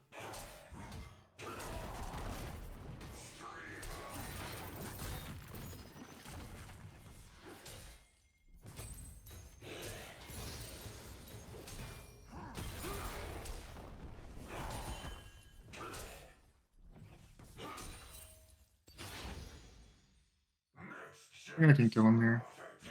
Yeah, maybe if you outplay. Nice spacing. I think I'll let you play. Okay, he missed. Wow. Okay. Okay, what do you think you should have done different? I think I should have been. Did I have W up when I had empowered? I think that.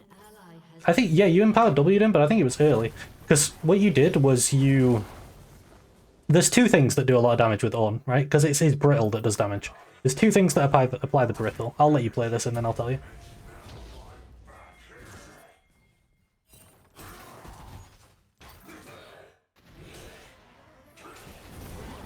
Nice. Okay, so the two things that apply the brittle are the ult and the W. Yeah. And you have ways to avoid both of them. Your E can avoid his W really easily, and you can W his ult. Because if you stun him, he can't recast it. But what you did was you E'd his ult, and then you had nothing for his W. So I think you would have won if you W'd his ult and then E'd his W. Yeah. I tried to. Well, the last time I tried to W his ult, he kind of buffered it. I don't know if I'm misplaying or like. You just need to do it a little earlier then.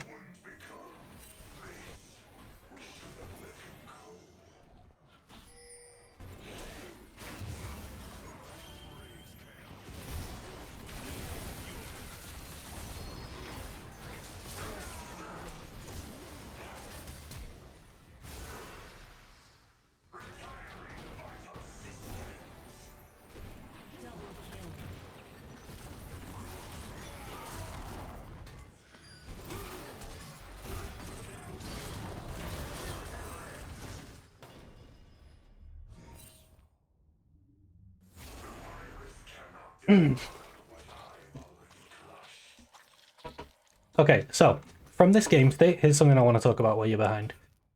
As a champ like Renekton, when you're behind like this, compared to the last game, hang on, I'll let you fight the guy. The last game, the game was very much about you, because you were so far ahead. But this game, especially on a snowball champ, it's kind of hard to ever make the game about you again. So this is where you have to start playing around your teammates. So what you want to do is create windows where, like, let's say you can clear a wave and move into your teammates or something. Just play, instead of trying to play for your lane, you start trying to play for your teammates in this situation.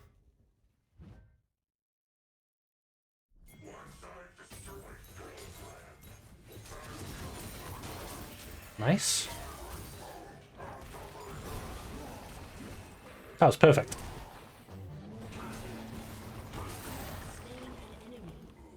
The best thing about that was that you got the Fury for your E, so you shred his armor before Hecarim hit him. Empowered E is really good against tanks. Yeah.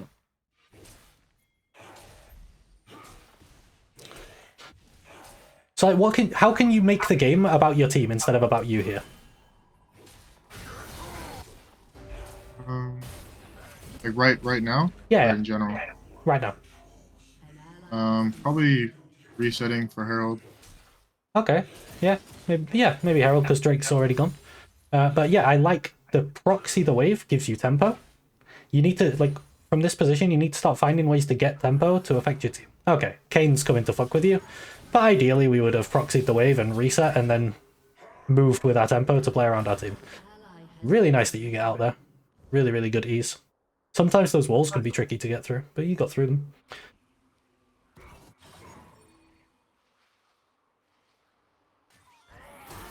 Nice.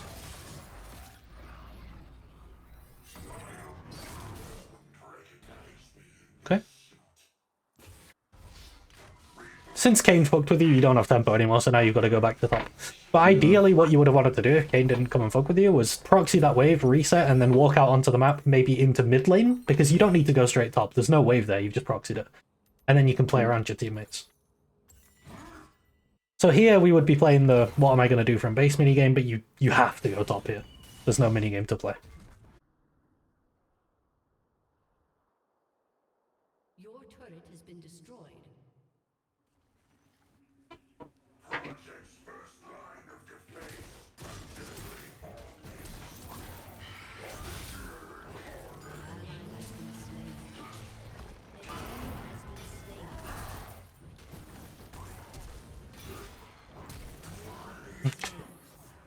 That was Yeah. ambitious. Yeah, I don't like that you're still fighting him when you're behind. Yeah.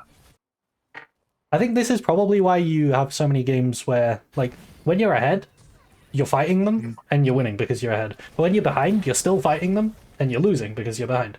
Whereas here, if you just played for the waves and didn't fight him, the rest of your team are winning. So this is your game to not, like, get carried, but this is your game to sort of minimize losses while your team win. Yeah.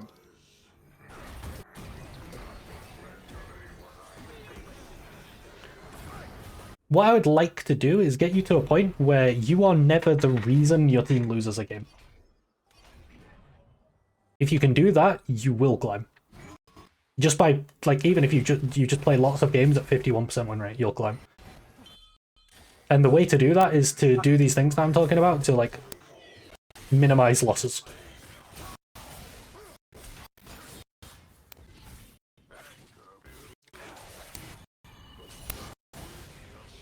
So, for example, here, that Yasuo's a lot stronger than you.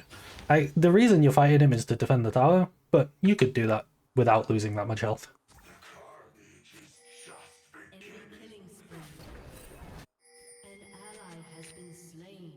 This is good. I like that we're trying to make a play with Hecarim. I like the ult for the Fury.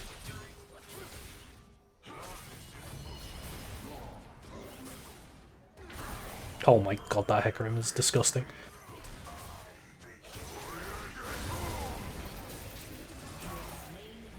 I'm not gonna lie, you kind of just soloed him.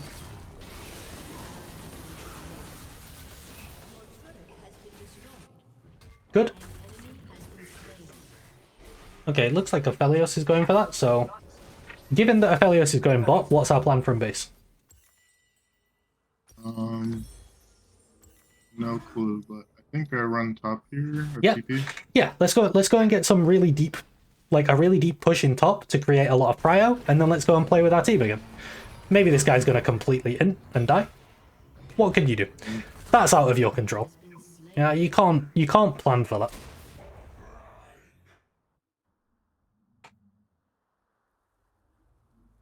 I think one thing you could do, now it's too late, but you could have reacted to the fact that Lucian went bot and defended mid. But it's still good to get this deep I push on thought top. they were gonna just get like shit on, so I started walking bot.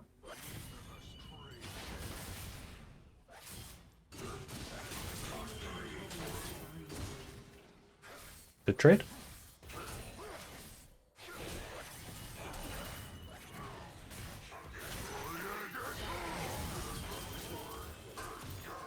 Nice.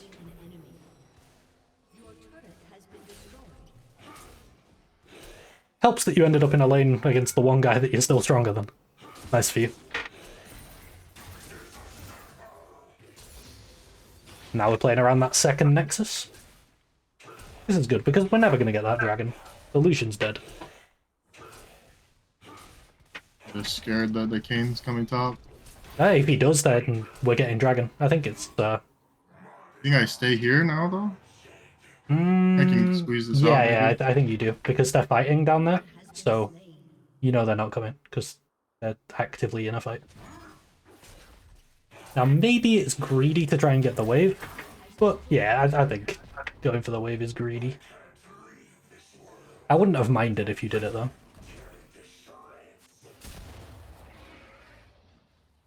I don't know about this Baron. Yeah, I don't know about it either. Does Lucian have TP? No. So I think you need to ping his TP and walk bot lane here. You remember when I said, like, if he doesn't have TP, he can't be there? So you need to let him know that. Now he gets the picture. And by doing this, by always playing this minigame out of base of, like, where should I be, you'll find yourself in much better game states overall. Maybe this guy's dead.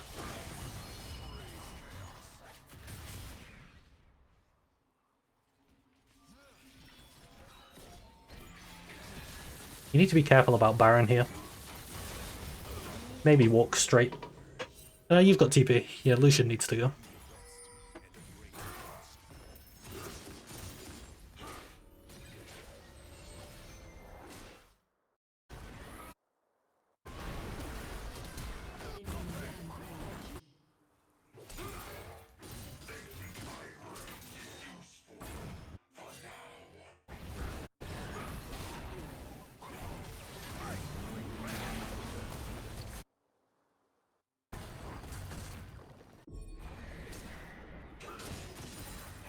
I had like a flank ward, I think. Yeah, you can look for this if they commit onto top lane. Yeah, there's just no. If I had You like don't a have ward Aphelios. here, I think without Aphelios, you just play for the T2 in bot. Keep looking at it though, because they might be fighting, looking at the minimap.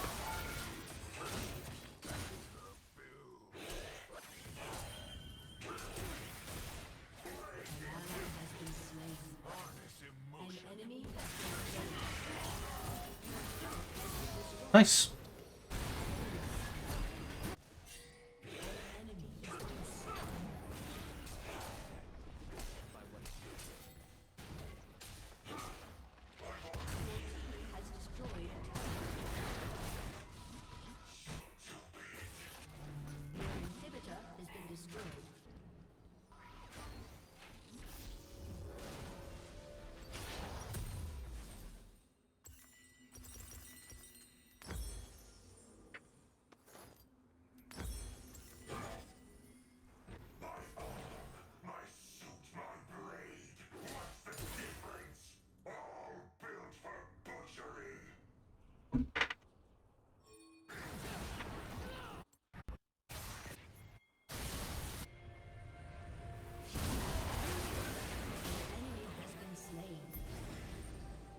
Very nice.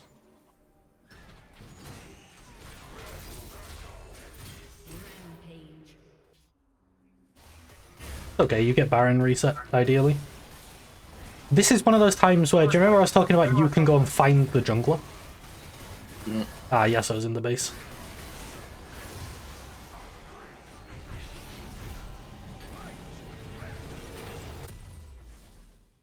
Yeah, a lot of the time you're going to be on, like, with Renekton, you don't really deal that much Baron damage, and it's more useful for you to go and figure out where their jungle is.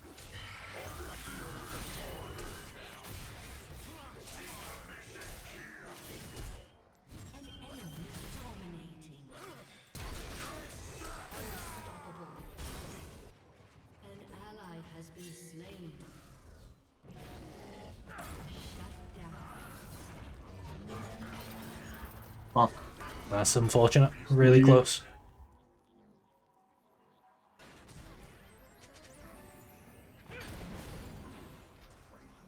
Okay, so.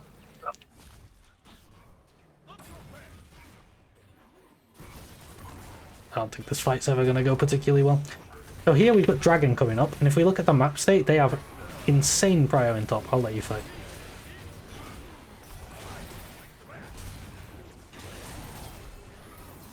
Yeah.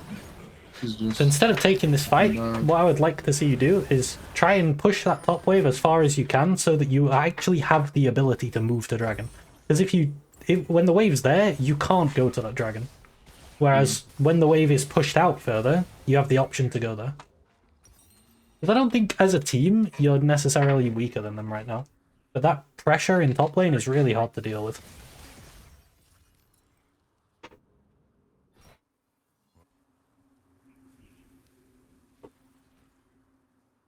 This is a really good game to look at the VOD of and review the ways that we can not fall even further behind once we're behind in lane. Because imagine if, like, those 2 extra times we died to Ornn, imagine if he just didn't have those. So he wasn't as far accelerated as he is. I think he'd actually be favoured to win this game. An ally has been slain. An enemy has been slain.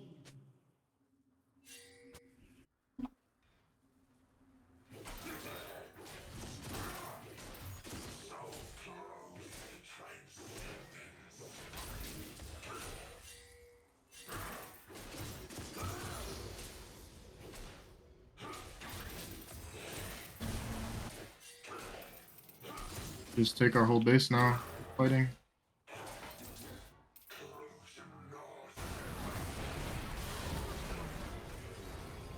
An ally has been slain. Enemy double kill.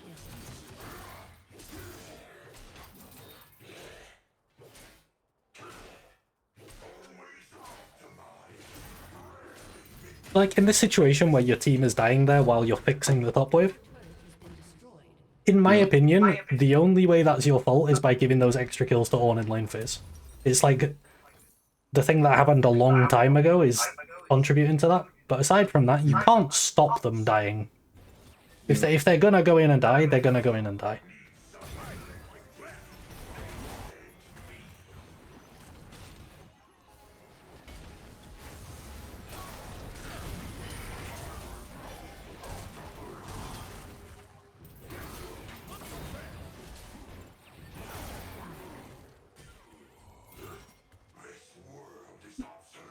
This is good. We go to the side lane, we're going to push it out, and we're going to get lots of tempo, and then we're going to use that to go and play with the team.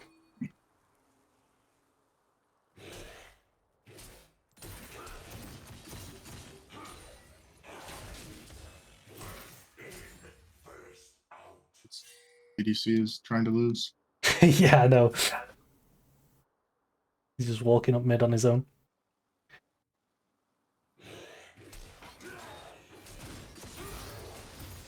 But if we take this wave and then we rotate into mid, and then we play with the team, someone on their team's going to want to come and... Okay, Kane's here.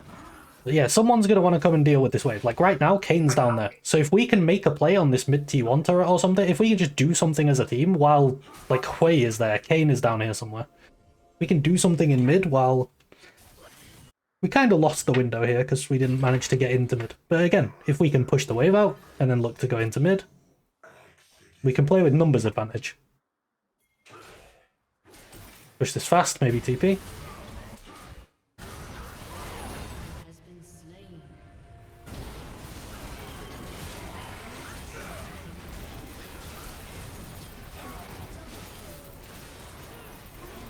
Okay, that's probably game. I think, like, generally, I think that was a pretty good attempt at a comeback after how bad the early game went. But again, there's a lot we can do to make the early, like, not fall as far behind in the early. Yeah. I don't know. I think the Ornn being unkillable is making it that much harder. Not that my ADC is like. Part of the problem with that brain. is that you're 4 AD as well. Like, the draft is kind of bad here. But yeah, ideally, Ornn wouldn't have nearly as many items. Even if you did lose that first... like, the cane is what put you behind. But then we can play from behind as if, like, play from behind. Okay, they didn't end. Nice. I thought the game was going to end, but they didn't. Maybe we can still win. The only problem is the game's in this Aphelios' hands now.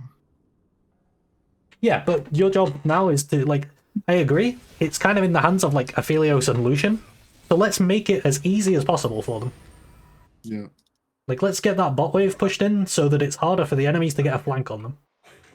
And it's easier for us to have, like the enemies have to respond to it at some point, and then maybe we can get a better setup on this dragon. There's an Ornn ult somewhere.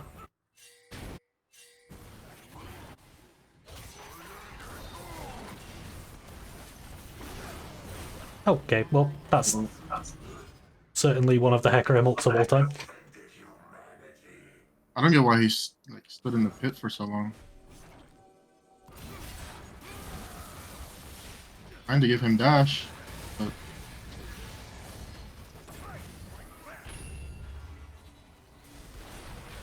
why would we fight here?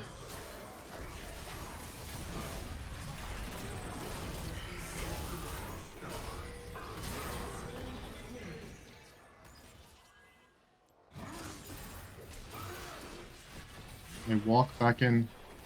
Crazy.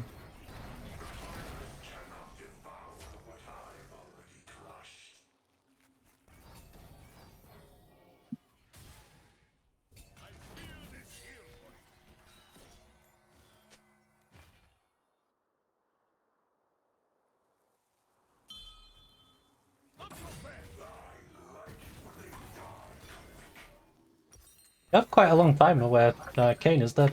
Where if we can push this mid wave, we can move into Dragon, into Nylem Soul. Or you could just fight that guy. Try and... Thought Hecarim was coming, but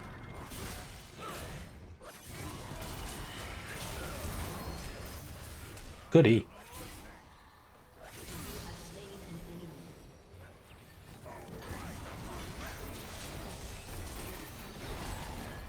If it's not our Dragon, it should be our Baron.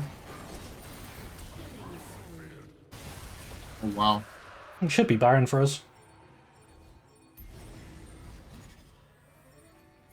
An ally has been slain. Their death timers are so long that Aphelios can still make it here before they respawn. Just don't die while he's walking out of base.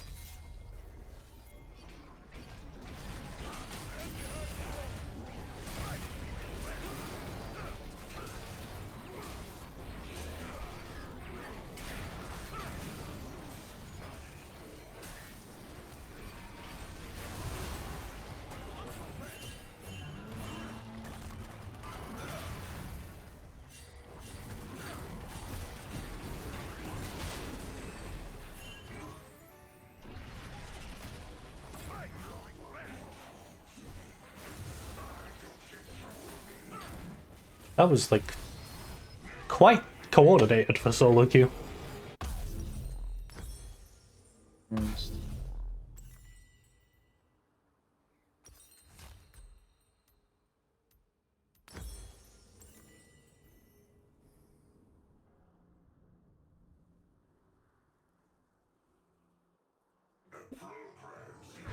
Okay, so we've got really good pressure in bot lane right now. Top wave's going to come back to us, so at some point it would be nice if we can get that pushed back in, so that someone on their team has to go respond to it, and then while they go respond to it, we can make a play on mid with our team. And we're just looking to keep repeating this. This is our job as a top laner in the mid to late game. Like, Ornn's trying to do the same thing in bot lane right now.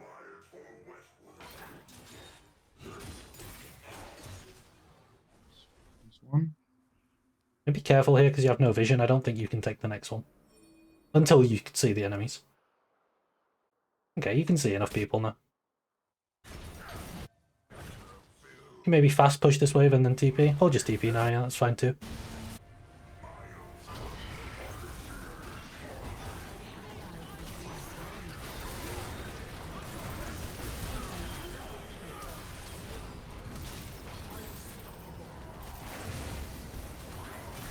Wow. That's a real shame. They just never learn walking Yeah, I into jungle know. like that. Like, stuff like that isn't your fault. Again, the things we have to focus on are the things that we can control. Because that's the only thing you can change. You can only change what you do. You can't change what your teammates do. And it's fine to get frustrated at your teammates. Like, I think it's perfectly reasonable to get frustrated at the fact that those guys just die for no reason again. As long as you have that self-reflection thing of, like, understanding that the early game could have been much better. And if it was much better, Ornn wouldn't have been so insanely tanky and every fight would have been easier. But the attempt at the comeback was really something. Like, we nearly made it. Again, they don't seem to know how to close out a game, which is, you know, they can always throw. These games are never quite lost until the Nexus explodes. Now it's really difficult though, because that thing that we wanted to do where we push a wave and then we go and play around the team becomes a lot harder when you have 3 inhibs down.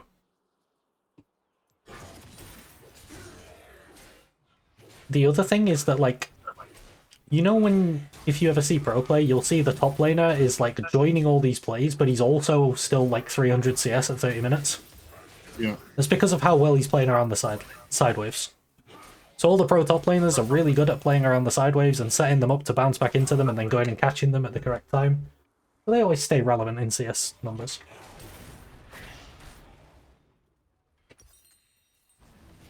So the main thing that's going to decide this game is either they're going to end off a teamfight or it's going to be an Elder flip. So we need to get these waves pushed to be able to approach this Elder.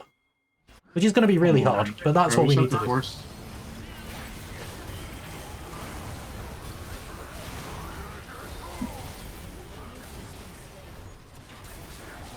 Nice.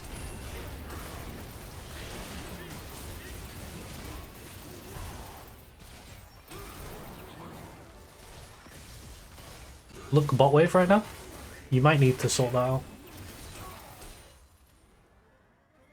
Otherwise it could end the game. Wait, is that not Elder? Is that their soul? No, I thought they got soul. Lucian somehow got it. Oh wow.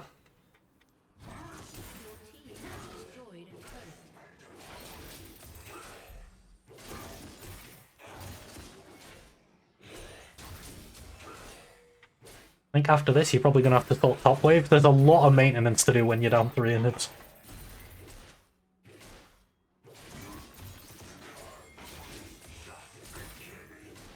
But the good thing is you get a lot of gold.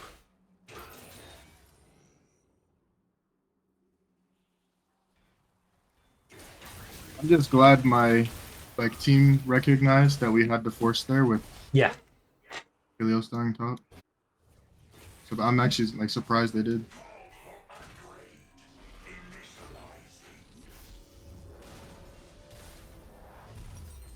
Okay, what's the plan from base? Probably just turtle until they look for a team fight. Yeah, I think you need to take that bot wave because Baron's spawning soon, and you really don't want them to have high pressure on the other side of the map. But Yes. unfortunately, Braum is doing the thing.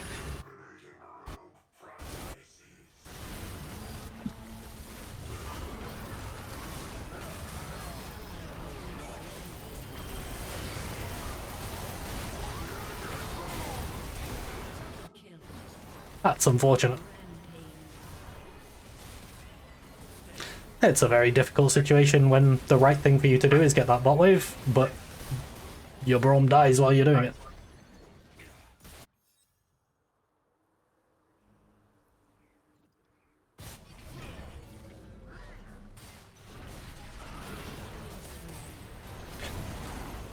But Like the 6th time he did that, but yeah, I know. But with how close this game was, how hard it was for them to end, it took them 40 minutes. If we just had a better early game, odds are we probably would have won. yeah.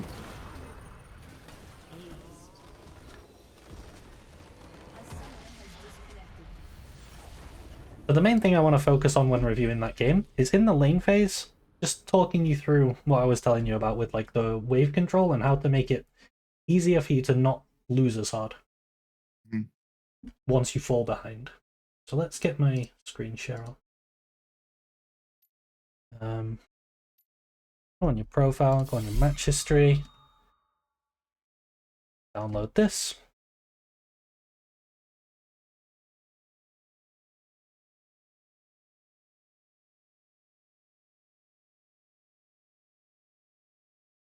Is my stream on? Oh yeah. Nice.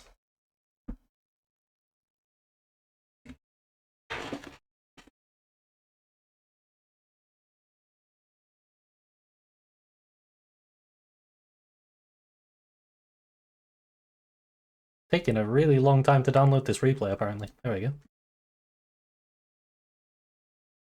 I had the same thing in my previous session, actually. It was also NA, and everything in the client was taking so long for me. Mm. Yeah.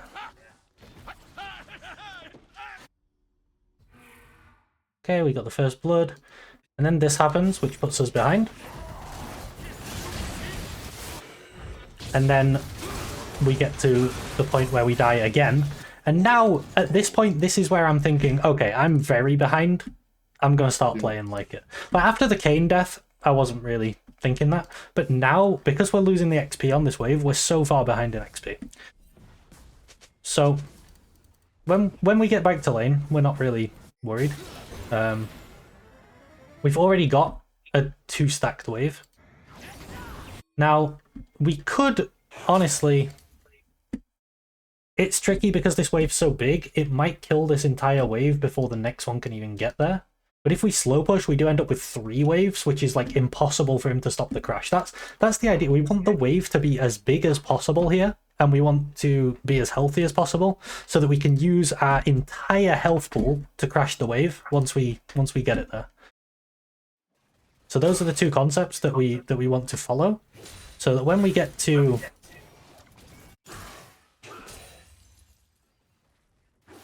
this point here. Yeah, Okay, so no, this yeah. is the trade I should just never take, right? Yeah, well, you shouldn't take that trade, but I was right, actually. We can just slow push this. We've got... I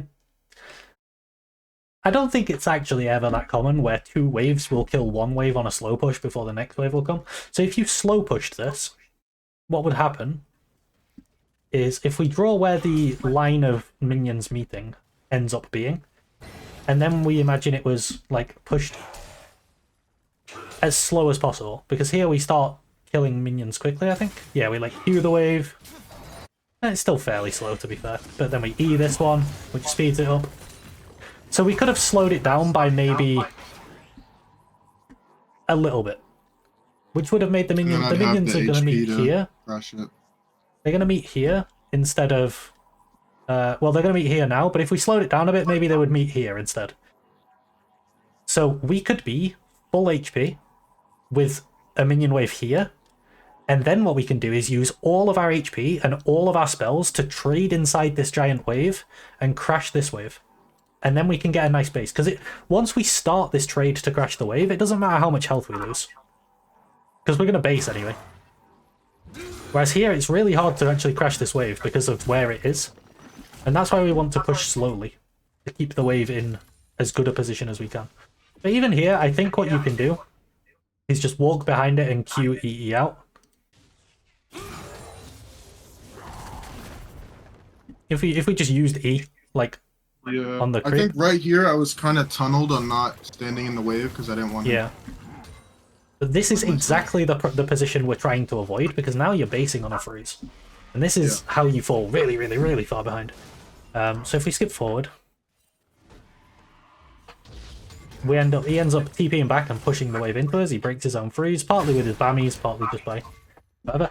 So what I'm thinking about now from really behind is not... I'm not thinking about this wave that's here. I'm not even thinking about... Let me press play and play it a little. I'm not even thinking about this wave that's here. This wave doesn't bother me. I'm thinking about the next one, the one coming after. Because what's going to happen is this wave's going to slow push into us, this one here. So is this one here. And then we're going to be on our tower. And from there is where it's difficult. Because it's really not difficult to play right now. We can just wait. And the wave's going to come to us. And even if we never walk up for any creeps whatsoever and we just get XP, I think we're going to miss maybe 5 CS over the course of this slow push. But we can also just walk up and Q CS, right? That's fine too. We do that quite a lot. We always have the option of E and out. Like here, you can just walk up and Q tap it and then leave. The important thing is that we keep our health pool as high as possible. We really don't want to lose any HP at all here. So that once this happens and this happens, now we can start building a push. Because the one situation we don't want to be in is where the wave is frozen here and we can't crash it. Because we're behind, we don't have the power to crash it. We would need our jungler to bail us out. And you don't want to put yourself in a position in solo queue where you need your jungler to bail you out. So the way to get out of that on your own is what I was just covering. You want to build a slow push. And then you seemed worried that Ornn might, like, trade back into the wave. If he trades back into the wave, he's pushing more minions into you and you can just collect them. Because if we think of it this way, right? In this scenario, if you trade, if you just get all the creeps and he just gets all the creeps, that's winning for you. Because he's not expanding his lead at all. Like, that's a desirable situation. He wants to squeeze more out of you from ahead. So like here, we're building a slow push, right? And if he uses his spells on the wave, then it just sort of goes back to where we were before. So like here, we really don't need to walk up and take all this damage. But it's okay. But now he uses spells on the wave, so if we stand near our creeps, if he ever wants to trade with us, he's going to use his spells on the wave. That's another thing, actually. If we're... especially against champs like Ornn, if we're standing here, right? And he QWs us, then we can just walk back to our tower because it's going to push the wave and we can farm all the creeps. So the 3 things are... 1, low push. Just to crash. 2, lose as little HP as possible. Lose as little as possible. Oops, it's not. Lose as little as possible when he's slow pushing into you. And then 3, when you're slow pushing, a lot of the time you're going to want to stand near your creeps. So that if he chooses to trade with you, he's pushing the wave back into you. And by doing that, you can really minimize losses. Because if we follow this through and we find all the instances where it goes bad, is times where we didn't do that. So like here, that's good. He Ws you, but it pushes the wave. So now we get to catch this wave. And if he pushes the wave into your turret, just let it crash. It's going to start another slow push, and that's what we want.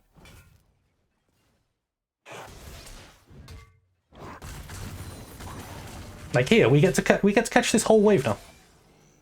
Perfect. And if I think this is where you take it fast, but if you take it slow, Maybe it would all die anyway. This wave's a long way away. But potentially it can start another slow push. Because now it's difficult. Because now instead of the minions being here, they're going to be here. You know? Yeah. Now it's difficult. The other thing, the final thing that I want to talk about in these situations, is that because of how we played this, right? From here, or even before this, from here, all the way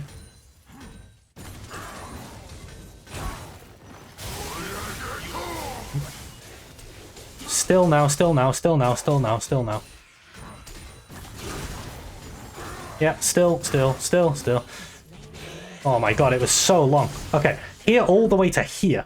Now at 747, the only top laner who was gankable was him.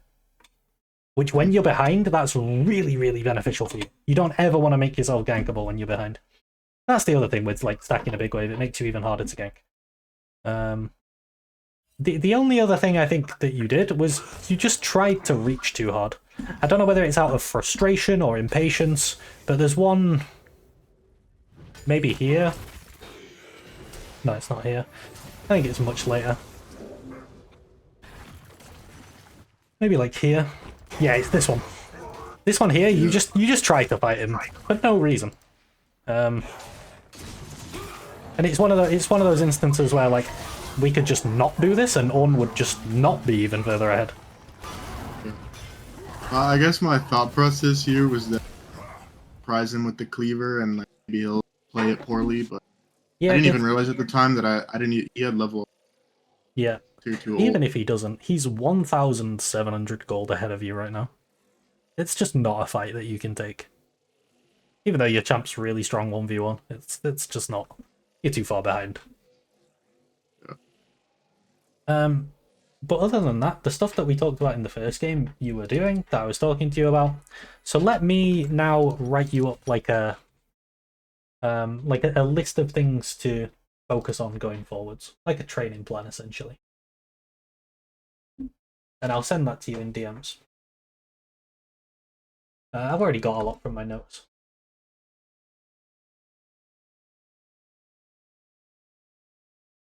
Let me just delete this and then I can move this onto the screen. Okay. So these are the things to do while you're ahead. While ahead. And then while behind. So while ahead we've got play the what is my plan from base here minigame. Play objective focused in the mid game with T2s as your second nexuses. Play off your side lane waves, so push deep to create numbers advantages. And then I've also got play for the T2s with your barons, because you're going to get barons while you're ahead, and using them correctly is going to help you close out games. So all of this is macro stuff, which if you just do it all, because your micro seems like more than good enough for the elo that you're playing in.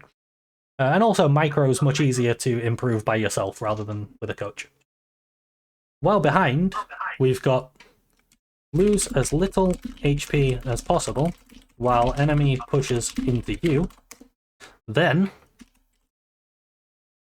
stack as big a wave as you can by pushing as slowly as you can. Then, use the big wave and the full HP to crash the wave. Don't get frustrated and all in for no reason. And also, by doing the above, it makes it easier for your jungler to help you, while making it harder for their jungler to punish you. So I think those are the main things you should focus on. You've got a list of things to focus on while ahead, and a list of things to focus on while behind. And I'll send this to you in DMs, and you can try and apply these in as many of your games as possible. I don't know why, but for the longest time I've had the mentality that if I slow push, get pushed off the wave and get frozen on, so it's inherently bad. But I guess I just a lot of the time that might come from if you're slow pushing and you don't have the HP pool to back it up. Like if you're slow pushing with half HP, then when you go to do that final crash, they just kill you. Yeah. Whereas if you've got the HP pool to like, you kind of like force the wave into their turret. You know, like you've got all this HP and you're like, I don't care if I lose 90% of my HP because my goal is to recall anyway. Yeah. So do you have any other questions or anything for me? I guess itemization, both games. Any issues with that? I think it looked pretty good overall. I've not seen a lot of Sundered Sky on Renekton, but you were kind of, in a way, the main front line. So I don't think it's too bad. I think you're Well, my thought process that game was I see 4 melees and pretty tanky. So yeah, no, I think your itemization's pretty good overall. It's good in this game to rush Cleaver instead of Eclipse because you're against the tank. In this game, you did Eclipse, Cleaver, and Starax, which is like the standard build, which against Aatrox, that's what you want. I think your itemization was really good. and then any like war. I don't know if I like the second game. I guess for the most part I saw the map, but I don't know if my wording was off. I wasn't mostly paying attention to your warding, but I can cover some common ward angles if you'd like on Rift Kit. Yeah. Because I have like a couple that I'll usually do. Like if I'm, I guess we could start with blue side. Yeah, we'll say your blue side. If you're red side, it just flips. It's Yeah. I like the one that's like right next to the rugs in that like corner top bush. like here. Yeah, like right there. Yeah, I think that one's good. Obviously, however deep I can get it, either on the red buff bush, like the one to the right of it. That's kind of Yep. if I have a lot of prio. Yeah, like here or here. If you have prio, you can go and do these deep wards. If grubs are about to spawn, you can get one like here, so it covers the river and the grubs. This is like your best standard avoid a gank ward. And then this is my epic pen, not Rift Kit. And then you know this situation we were just talking about, where you're like the waves come to you and now you're looking to build a big wave, like you're behind and you're looking to build a big wave. So do you remember I said it's kind of hard for jungles to gank you? The easiest gank for a jungle to do is to lane gank you. So I like warding the lane bush while you're doing this. The other thing it does is that if the enemy trades with you and tries to drop aggro into this bush, the minions will follow them because you've got a big wave. But when I'm trying to push a wave out like that, like what we were just covering, a lot of the time I'll ward the lane bush. So I'll do it for my own jungler or for enemies. For the enemy jungler, because if like this guy pushes the wave into you, right, and you're behind, so now we want to start doing the slow push into them, stack as big a wave as we can, and then crash it. But while we're doing that, if the enemy jungler comes in here, and we're trying to stack this wave, and then they gank us like this, like it's way easier for him to gank us from here than it is for him to come up here and gank us in this situation. Okay. So I think that's the main time that I would lane bush ward. Otherwise, to avoid ganks, I'm warding here. Yeah, I don't know. Maybe I'm not like looking at map enough, but I feel like the deeper wards I can usually play around better because I can manage. Yeah, if you can get like deep wards are better. It means you have to have pressure to go and get them. Which while you're behind, a lot of the time you don't. But while you're ahead, deep wards are really, really good. And you had the right deep wards. The thing on there's a really, really good one on red side where you can drop a ward right here, and you see it covers Gromp and blue. Oh yeah, I do that one. Okay, nice. So there's that one. If you buy a pink, most of the time, like it's really easy to avoid ganks with wards now in top. You can either just drop your pink here if you're winning, you have the ability to defend that pink, so you can drop it there. Or a lot of the time, if I have a pink, I'll just put it like here or here. If I'm red side, I'll put it like here or here for my mid laner. Or even here, like these three spots. Good to I've seen some people pink the bush right above the first one you showed me side. The one along the wall above blue. 1 second. I'm getting confused between my epic pen and my Rift Kit. Breaking my brain. Whereabouts? Sorry. So right above blue buff, a little to the left, like north. Yeah, right Here, there. here. Oh Is that yeah, a good yeah. pink This spot, is a good defensive pink ward for blue side. It can also be kind of a good aggressive pink ward for red side because the thing about this one, and to some degree this one, is that people a lot of the time walk past them without seeing it, like this or like Yeah. this or like this. So that's why they're good pink ward spots, is because like people don't see them. So yeah, I think they're pretty good too.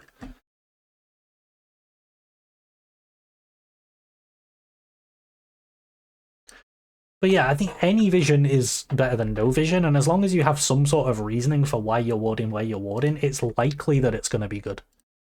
Like, for example, I don't think this ward is good, except in the situation that I said, when I'm slow pushing out, because I have, like, a reason behind it. Whereas wards like this one's just always good, because it shows you whether these camps are up, it shows you whether the enemy jungle's there, like when they're doing their camps. Like this one, it shows you if Krogs are up, and the other thing it does is it shows you if your enemy's coming to lane, which can sometimes be good information. So, like, the deeper Sometimes ones are I'll, always good. Sometimes after I crash a wave, and like they have enemy has a lot of push. Sometimes I'll ward the Yep. lane bush either in the middle or on one of the sides just to see if they like recall after crashing. Yeah, you can do that. If you want to do that, just ward in the middle of the lane. Unless it's a pink ward, then they'll get rid of it. But you can just ward like that as blue side, and you can see everything that they're doing. I guess they could go in the bush, though, and you can do that. That's fine, too. Yeah, like you said, you have a reason for that ward, so it's good. The only thing, like, the main thing I would say to avoid is, like, autopilot warding. Just try to have intent behind your warding.